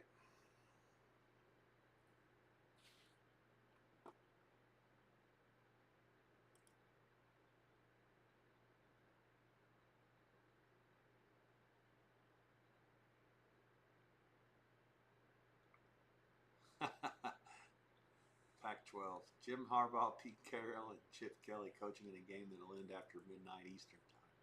Ha ha ha ha. Give us to Genty again. This time he bangs it away for about 3. Listen, you draft a first rounder at running back these days, you're going to try to get mileage out of him. And you should. I mean, we saw how good Boise State was with him, and we saw them lose their opener at Central Florida in their only game so far this season against a 1A team. Clearly not an accident.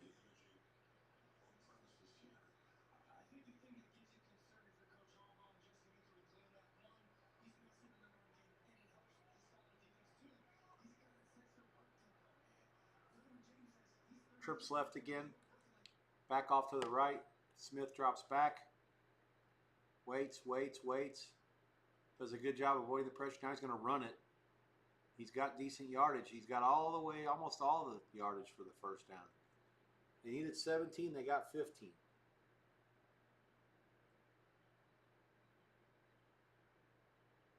It'll be 3rd and short. Clock moving at 12:30.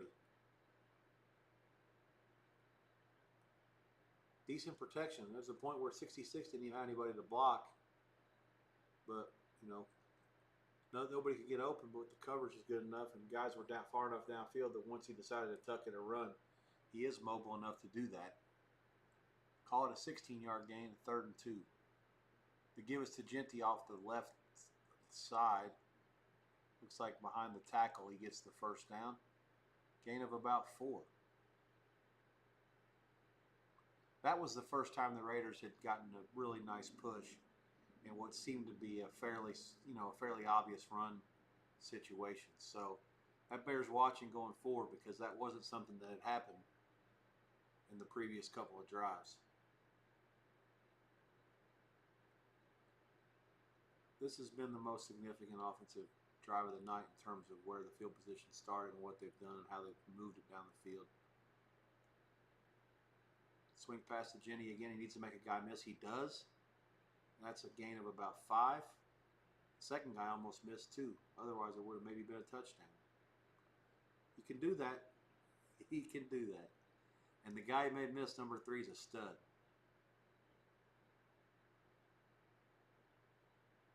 Now, that guy doesn't miss many tackles.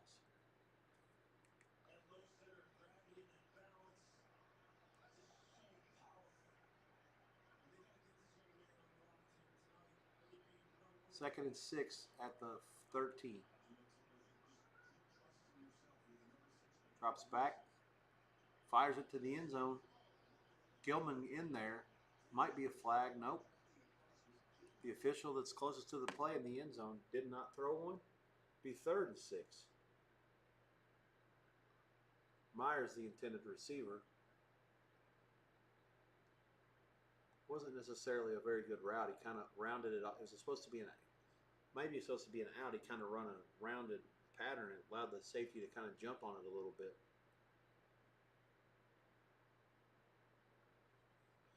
Charger defense is where Harbaugh did really good last year. They led the league in red zone touchdowns allowed, 45%.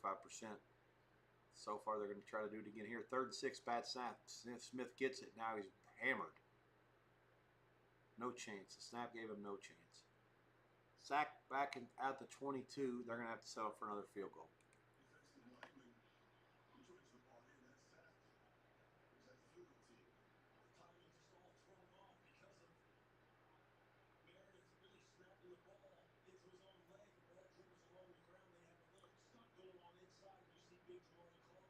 Is that what happened? Meredith snapped the ball off his leg? Ridiculous. This will be a 40-yarder.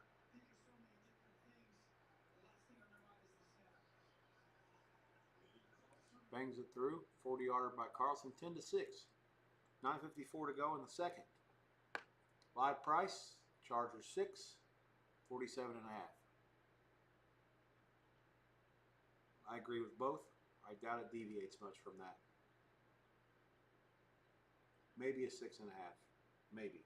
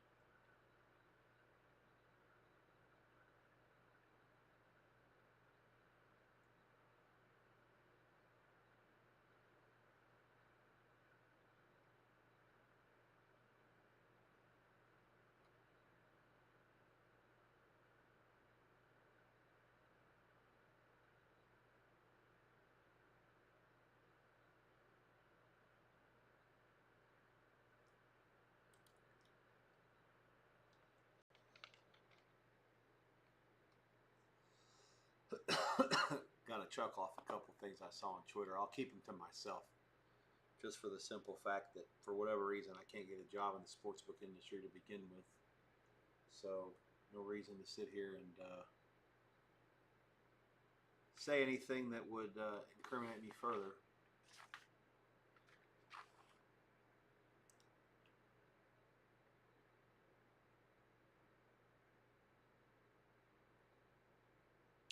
The live price again, 6.5. There is actually a $7 money up there, which surprises me. That seems a little high.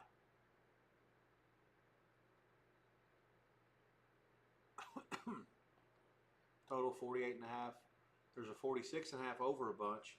There's a 47.5 flat as well. So all kinds of varying prices here, depending on where you shop.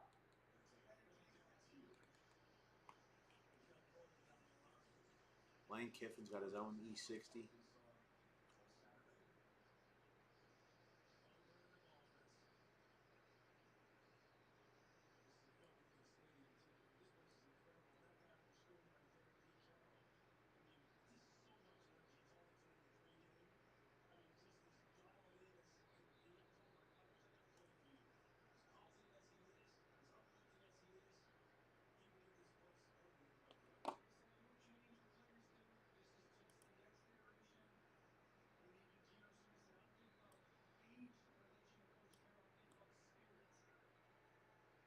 The kick is back to the 3.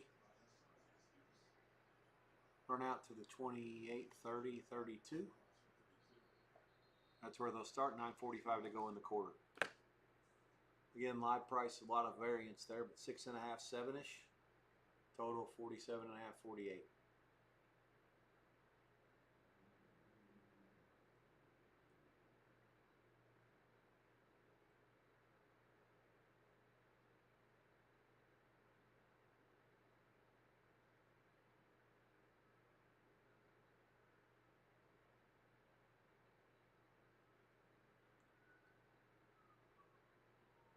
Motion backwards, they do give it to him. Back plays swallowed up and it's gobbled up before it started. Raiders did not allow anything happening on the backside there. Going to be about a 3-yard loss. 45 White in to help blow it up, amongst others. 2nd and 12.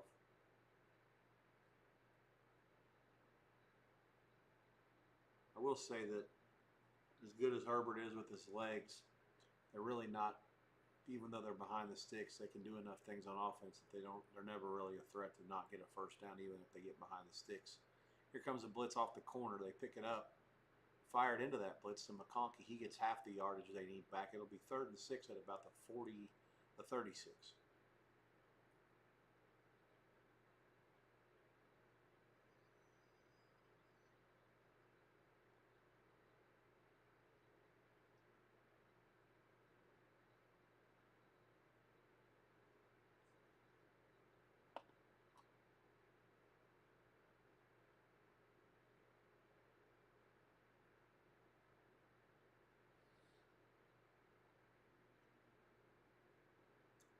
Trips left here for the Chargers. Back now offset to the left too. Raiders are going to drop out of a blitz. They do send 5. It's thrown over the middle and incomplete. May have been some miscommunication there between Herbert and the receiver. And the Raiders force a 3 and out. 8:14 to go and the punt's coming.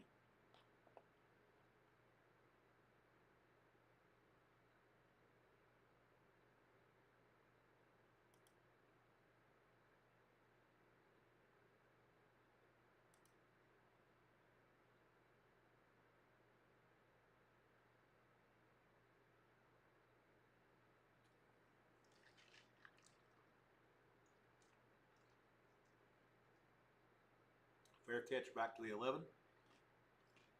That's where the Raiders will start, presumably after yet another TV timeout. 8:06 to go in the half. Live price will come down.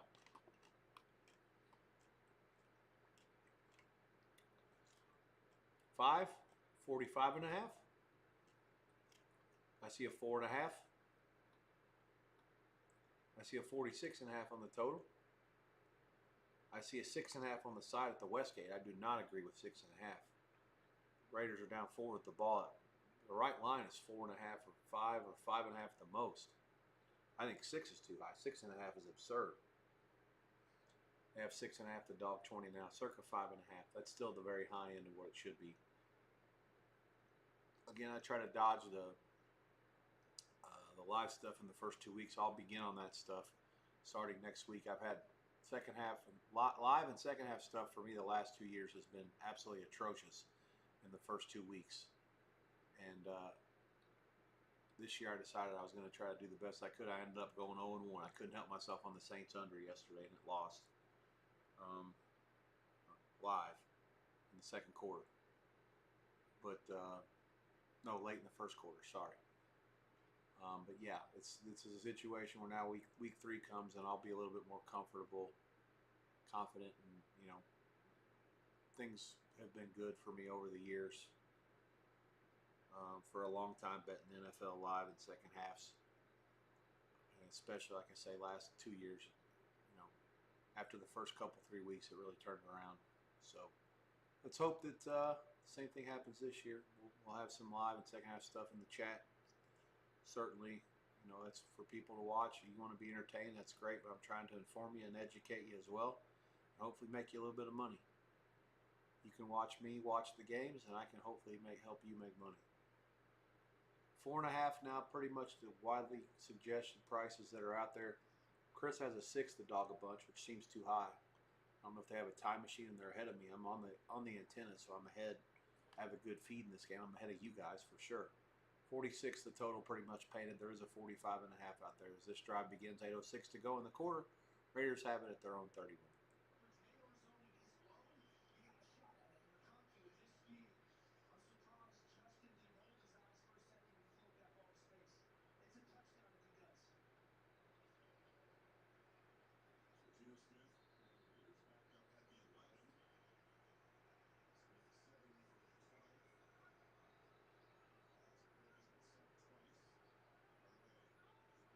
Or at the 11, not the 31. Sorry.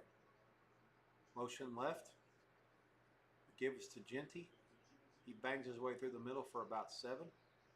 Off the right side.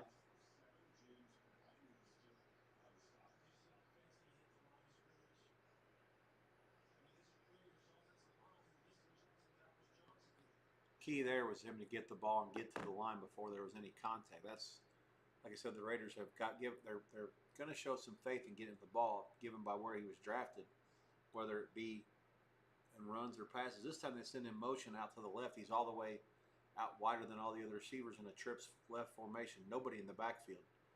It's empty, 4-man rush. Smith fires it to Meyer. First down. Gain of about 4. That'll move the sticks. I didn't see Bowers in the game there.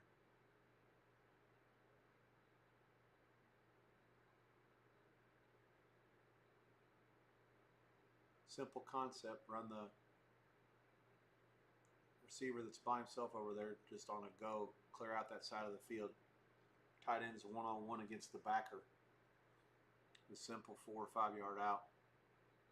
Trips right again. Genty to the right. This is a draw play to him. Breaks the first tackle, gets out. He's going to have a first down. Give him about 10 or 11. Clock inside of 6:45 now. They'll move the 6 outside the 30.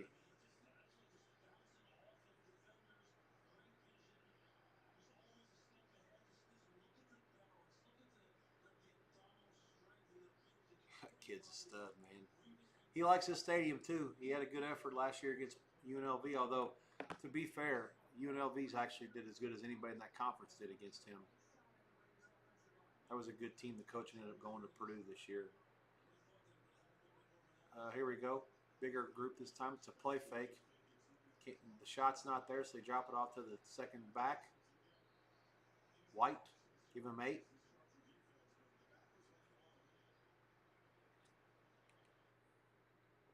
Smith starting to piece some things together here.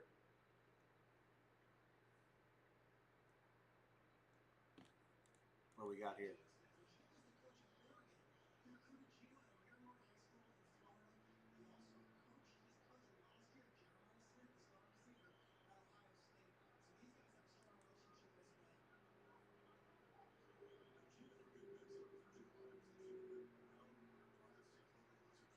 Play fake. It's going to go long. One-on-one to Thornton. It's knocked away. Nice coverage by 29 still.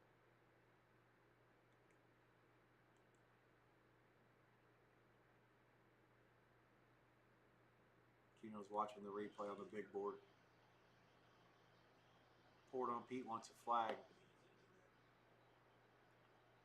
That hit the defender in the helmet. There's no penalty there. Stop crying. The punitiveness of these pass interference penalties make them. I just don't want them to call them. Oh, I see. They're maybe talking about Smith getting hit in the head. Defensive tackle kind of followed through on his trying to. Chargers are going to call timeout. Interesting. Play clock was down to 2. Poured on Pete's asking for interference. And yet, I thought the closest thing to a penalty on that play was Geno getting hit in the head by the defensive tackle, following through, trying to swat the ball down. There's no interference there. You can't call 40-yard penalties on plays where the defensive back's trying to make a play on the ball. The face guarding is what he had a problem with.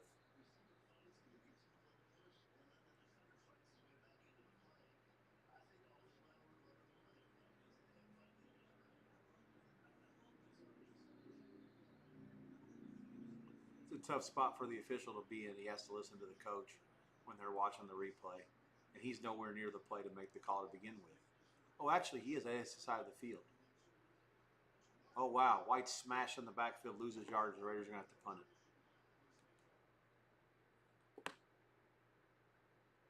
I guess you can call that a good timeout by the Chargers, the way it worked out. 5 minutes to go, they'll get it back.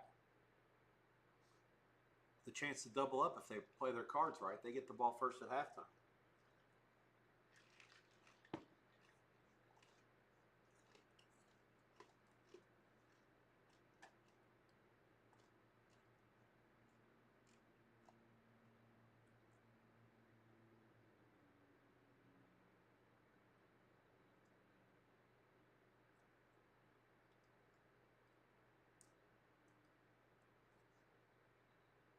Punt is fair caught by Davis down at the 8. So the Raiders do get a couple of first downs, 3 first downs, I believe, and flip the field position.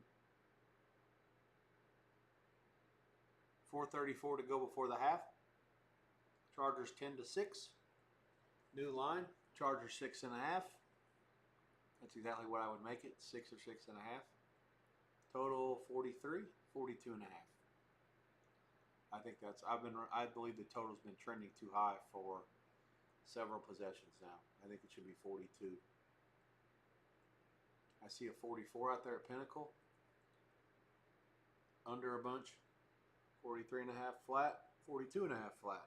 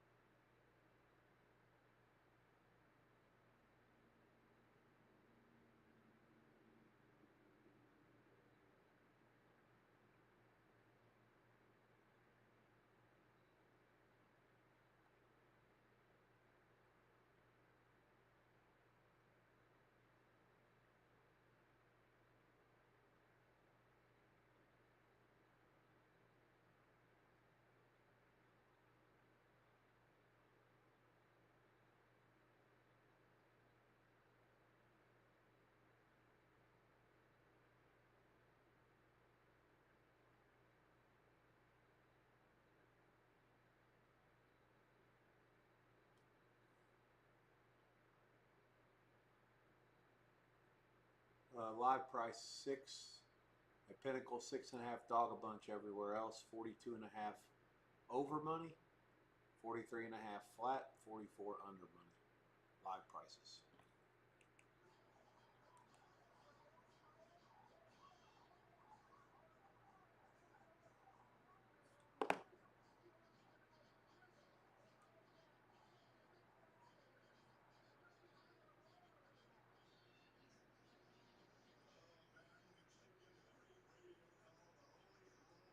The Holy Roller.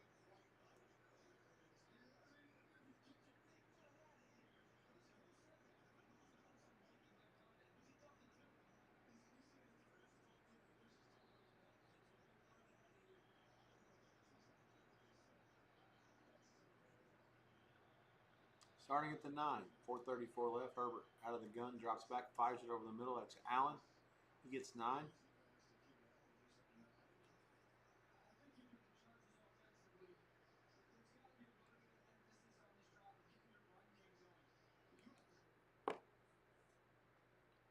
So this is a big drive in the fact that they have a chance to double up here. They're up 4. They have 2 timeouts left, 4:10 to go. They don't want the Raiders to get the ball back. They do get it to start the second half. Any points before halftime that also allows the Raiders to not score would be a win. I'm sure if you asked Harbaugh right now, would you take 13-6 going into the locker room? You say absolutely. They do run it on 2nd and 2 and they get only 1. That's Harris's first carry tonight, I think. I know the rookie out of North Carolina has a few. The Chargers haven't done much on the ground at all. Again, with Herbert, and a lot of the stuff that they design with him are pseudo running plays with the short passing stuff to begin with. And they're only 1 for 4 on 3rd down. This is 3rd and less than 1. Line up in a power formation, trips to the right, 1 back. Motion left. Power play to the left, tripped up, but he breaks a tackle, another tackle. Out past the 30 to the 33, 1st down. 3:11 to go for the Chargers. Hampton.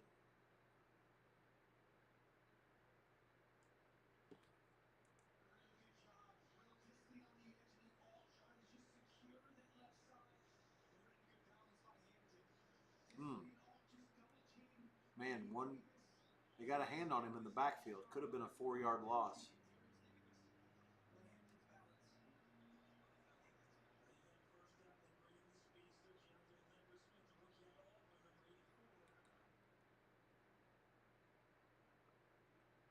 Nobody in the backfield. Trips right, 2 to the left. Tight end stays in the block. Now he's the release valve. He catches it over the middle. Gets about 7. Clock moving. Now it's up to the Chargers if they want to run another play before the 2-minute warning or not.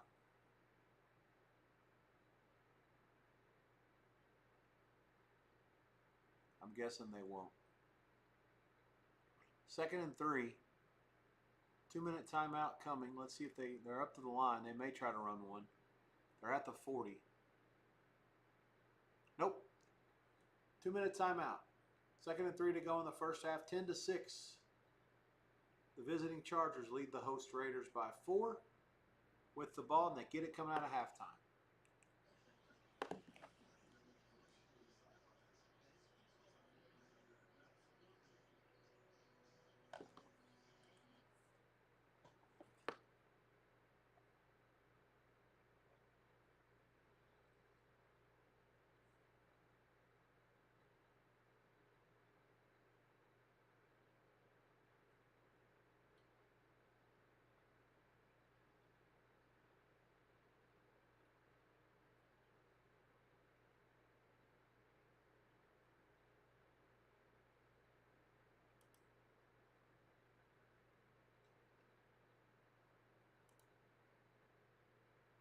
Live price 6.5.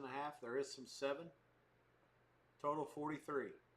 I'm not necessarily. I think that actually the 7's not a bad price at this point, given the fact of where the Chargers are on the field. They're only about 2 more first downs from getting into field goal range, and they get the ball coming out of the half with the point spread before the game factored in as well. I think 7's probably correct.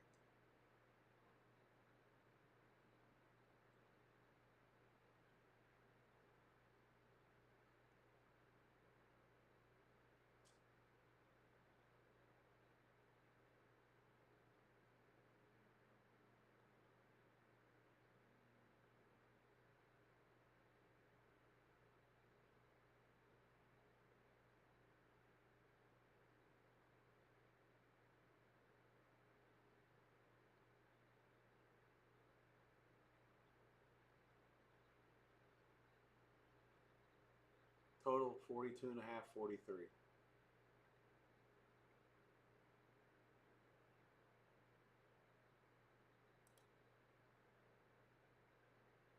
Yeah, 6.5 and 7 flats out there everywhere. 6.5 in town, 7 offshore.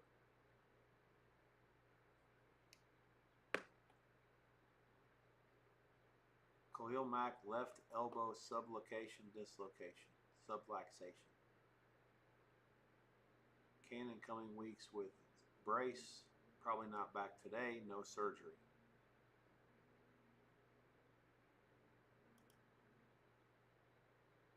There he is.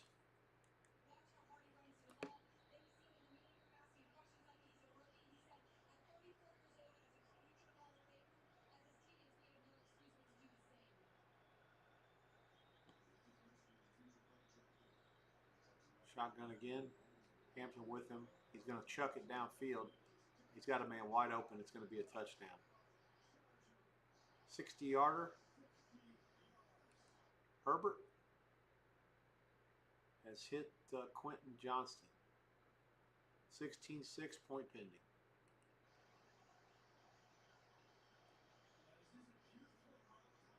Five plays, 91, 243.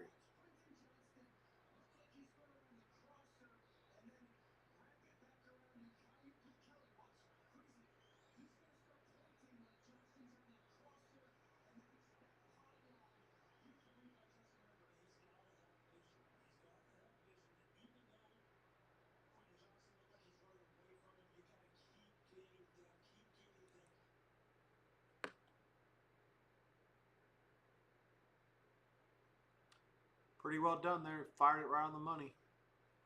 Good route. Ran away from the safety, so it allowed Herbert to loft it in there. 17-6. 151 to go before the half. The team formerly known as San Diego leads the team formerly known as Oakland. 17-6. Live price, 10.5. I think that's about right. And a total 49.5. That seems a little high. 48.5 probably, coming at a couple other places. Like he's in 47.5. Algorithm says give the Raiders a chance to score roughly 2 points here. And the halftime price is going to be 23.5, give or take, maybe a 23. That's why you're getting some differences on the total that are around 48. The 49.5 price is juiced a little bit to the under, and the 47.5 price is juiced to the over.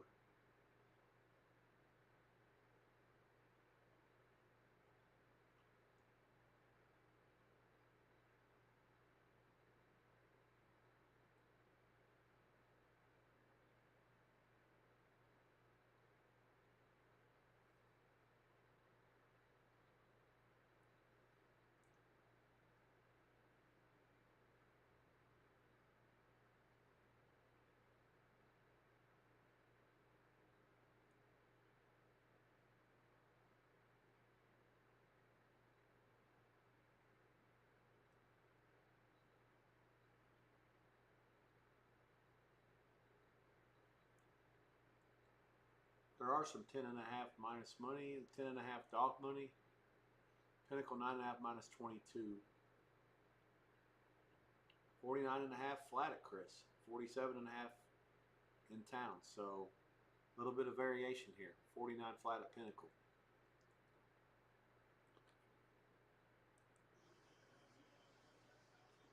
$17-6 inside the 2-minute warning. I'll be with you through the start of the half. Sorry, the start of the halftime price, or until it tapers off.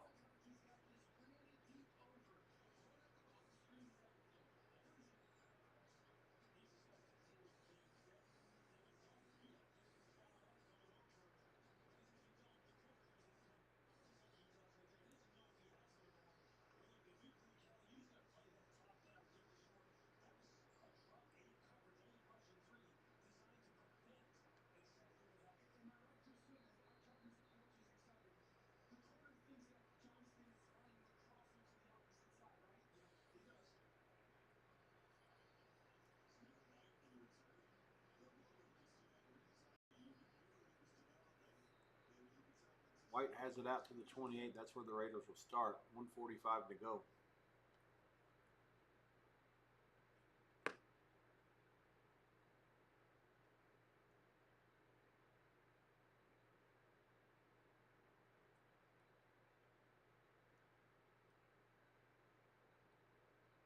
And that was a 60-yard pass play. Before that play, the Raiders had thrown for 60, the Chargers 63. 28 where the Raiders will start. Geno drops back, fires it out to the back. Caught, 10, 14 yards. In the old days, they would call that guy a third down back. Scat back. Out to the 41, 137. They go no huddle. The clock was stopped. Give it to him again. Give him 5. Again, no huddle. They got all 3 timeouts. 1:25 to go.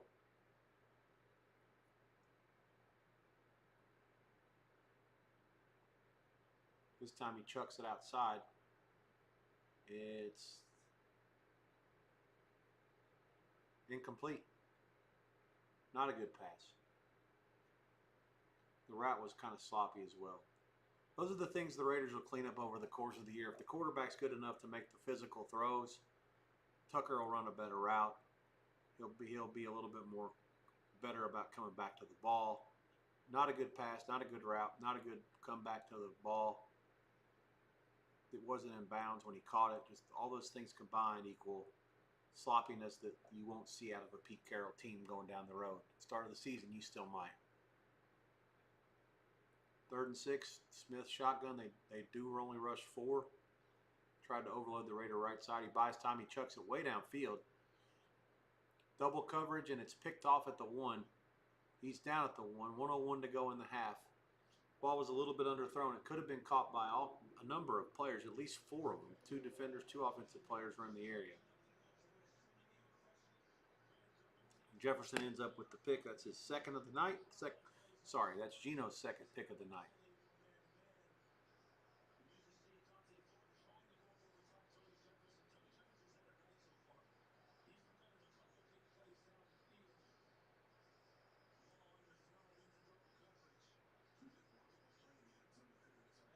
I'm not sure that ball was, I'm not sure he was touched at the 1. I think he was, oh, he got it with his foot. Okay.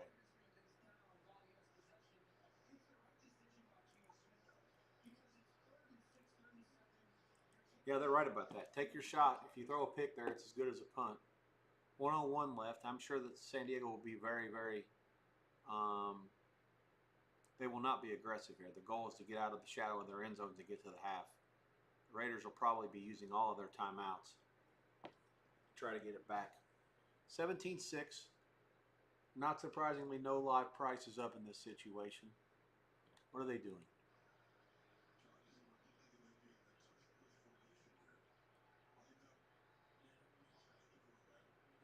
They're going to run the brotherly shove to get out of their own shadows? Yeah, they are. Good, it worked. They got about 3 yards out of that mess. Bad job by the Raiders. They do call timeout. 1 minute to go in the half. Give the Chargers 2, I guess.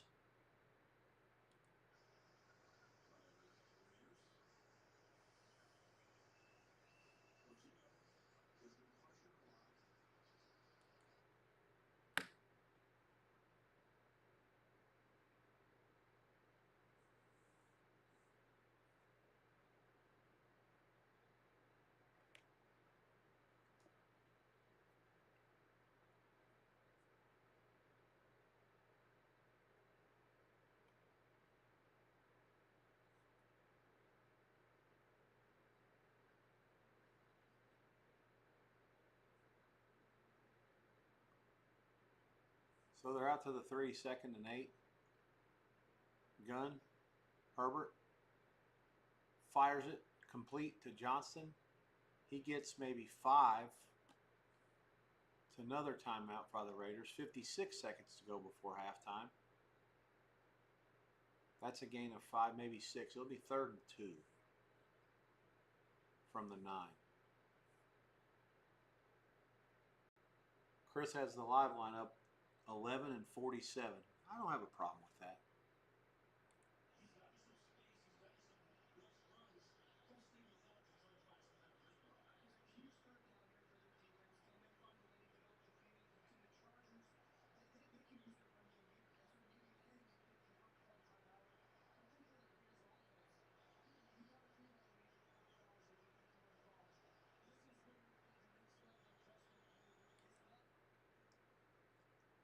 Crowd is loud from what the volume I just had a minute ago. It's a long 1 or 3rd and a short 2. Herbert pitch it to the back. Good blocking out there. It's Hampton. He does get about 2 or 3, and that will effectively end the half. I'm guessing. Chargers not in a hurry. They did get the first down. There are no timeouts. The clock is moving. They show no rush. That'll be it. I'm guessing they'll take a knee here. They have to run one play. There is a 9-second difference between game and play.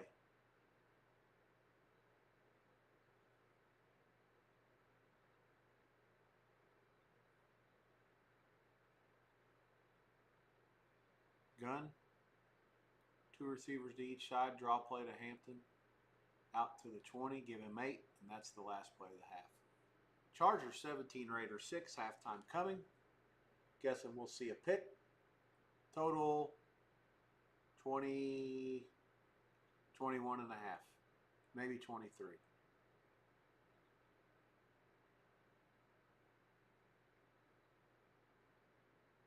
I feel like the Raiders have played hard. A couple of turnovers obviously put them behind the 8 ball. Chargers have been a little bit better team. And with them getting the ball first.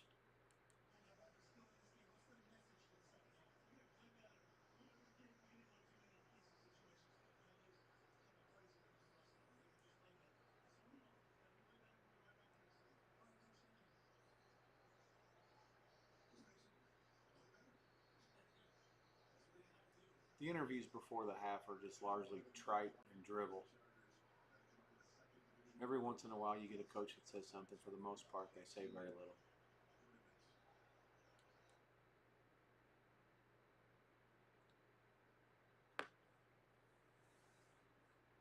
Hang tight. Halftime price coming. I'll confirm it for you, and then I'll let you know if it moves at all.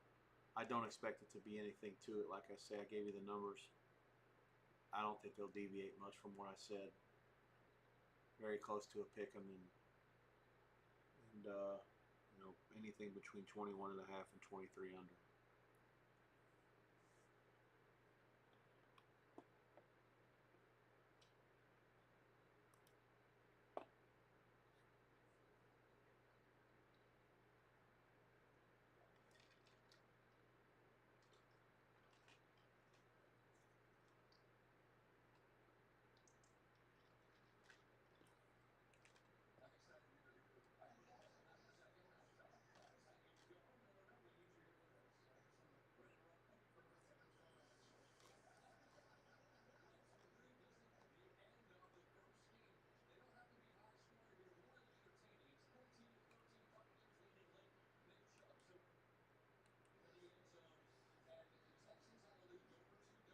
Circus says Raiders pick 15. Buckeye pick flat, 23 everywhere. Pinnacle had 21 and a half, and Raiders were half the dog 30, half the dog a quarter.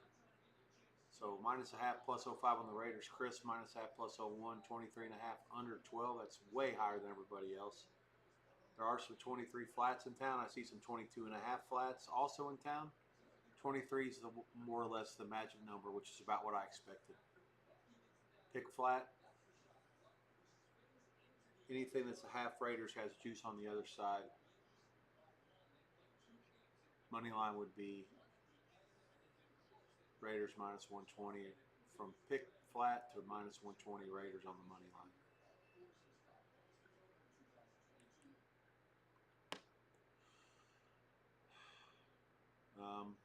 Yeah, not much to say. I'm going to call it here shortly. I don't see much happening.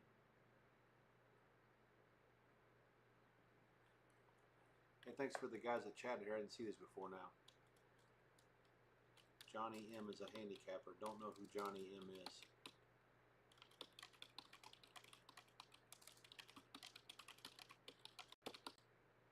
I would say, if you can tell me more about the guy, one of the things I do really well from my sportsbook experience is to be able to read a person's bets. If you can give me the prices of what they bet when they bet it, I'll know whether they have a chance to win or not after about 5 bets.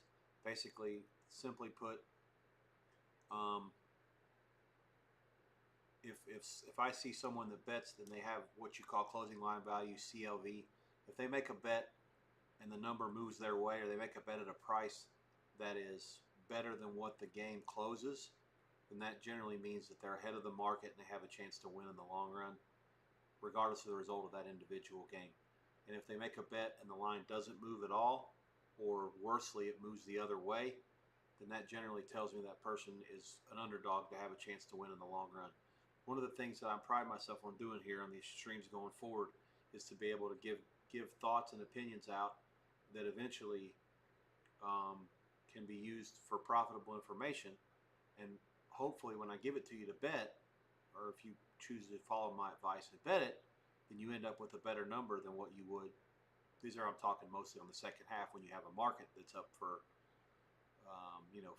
in the NFL 15 minutes, in the college 20 minutes, that you end up with a price that's, when I give it to you, that's better than what happens when the game starts.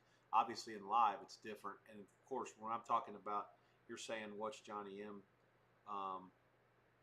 and I'll get to you in a second, the pigeon Ron. Give me a second on that. The 9496 Gaming's question. Basically, I can't rate a handicapper without knowing who he is, first of all, and second of all, what it is he's betting.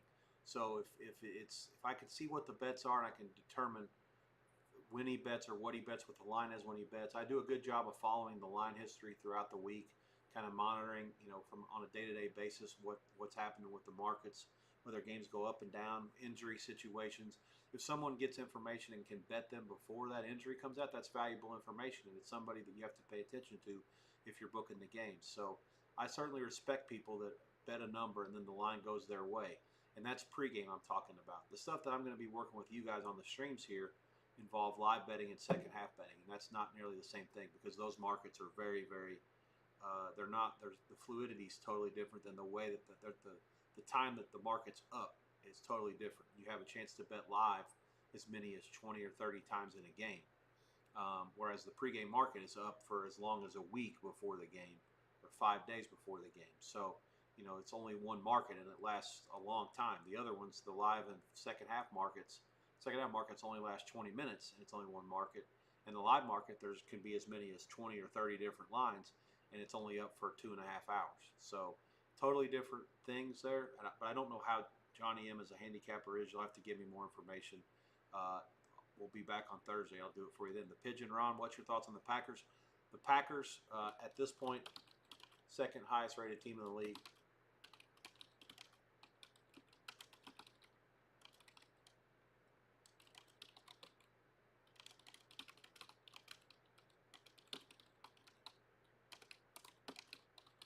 The biggest thing is I have to grow up. I've been down on the quarterback for the Packers for a long time. I still don't think he's that good, but the rest of the team is really good, and the quarterback has shown some maturity. He will not get them beat. The Ravens are the power-rated #1 team. The market thinks that way. I'm not the only one that thinks that way. In Week 1, they lost to Buffalo, but they were the favorite on the road. That tells you what everybody thinks about them. The Lions are playing up there this weekend. The line is higher than what the Lions have caught in any game in a long time. That's a mark of how the respect is for that team. I mean, you saw what it was when the Lions played Green Bay and what it is this week. So the Packers probably power rated now would be close to the Ravens, maybe only a couple points worse at the most, and then the Bills are in the ballpark. And after that, there's like a drop off. I mean, it's like basically Ravens and then Packers and then Bills. And then there's a drop-off of a little bit, to everybody else. The Lions are in that discussion, and they're still catching a touchdown. They're close to it against Baltimore. So, yeah. But what I think about the Packers is right now, if I had to pick somebody to win the NFC, it would be them. They're certain. I shouldn't leave the Eagles out of that chat. I still think the Lions, power rating-wise, are as good as Philadelphia. But, again, we'll see. I mean, they lost a lot up front, and their coordinators are both gone, too. Maybe the Bears are just that bad. I don't know yet. We'll see. But I shouldn't throw the Eagles all the way out just because, they've won a couple of games that I wasn't necessarily impressed with in either one of them so far. So anyways, those are the answers to your questions there. I hope they were helpful. I appreciate you asking them. Look forward to seeing you down the road. I'll be back here on Thursday night. Going to call it for the night now. Chargers are now a 1-point favorite at Chris Dog Money, so lots of money on them here at the half. Buckeye opened at pick. They're still at pick. A lot of other places in town, they're mostly 22.5, 23. The total's been not moving. Pinnacle's gone to half the dog money on top. Bet Online's half the dog money on the bottom. Ultimately, on the money line, you're going to get pick flat or pick 15 San Diego. Pick 20, I see Bet War has on, the Chargers now. So 4 minutes to go or so before the second half, 4.5 minutes. That's where we stand, 17-6. Second half's going to start shortly. My night is over. I appreciate you hanging out. Sorry about the early cutting off. I don't know what happened there. That was a combination of, well, like I said, the camera was fine. It was the monitors. I have 4 monitors hooked up to my docking port, and all of them went out except for one. My vertical monitor here was horizontal, so here I'm looking sideways trying to figure out the only thing I knew how to do was to restart the computer and get it back up so I can start a second stream. Luckily it worked, and I'm glad to get a couple people check back in. And again, thanks for asking the questions. Make sure you subscribe if you get a chance. Follow, for sure, that's the most important thing. I'll set up everything else going forward with the subscriptions and everything. I'm going to clean the page up. This will be one of the last times, hopefully, you see me with this green background and no other bells and whistles. Those are things I'm working with my manager, graphics manager, and the guy that sort of work on the back end stuff, the scenes, the sources, all that good stuff that I know very little about Twitch. So thanks for checking in. Appreciate it. Have a good night. Nothing else to report. Whatever you end up doing, no recommendation for me on this game, no play. In the second half, look forward to watching it. If I had any balls, I'd talk to one of my buddies. He has an extra ticket. If he didn't go, I can sneak in and watch the second half. It's only about 4 miles from here. I can probably be there in 15 minutes. Well, the traffic's bad enough, probably 20. Hard enough to get a parking spot close to the stadium. But yeah, that'll do. Take care. God bless. Good night. See you Thursday.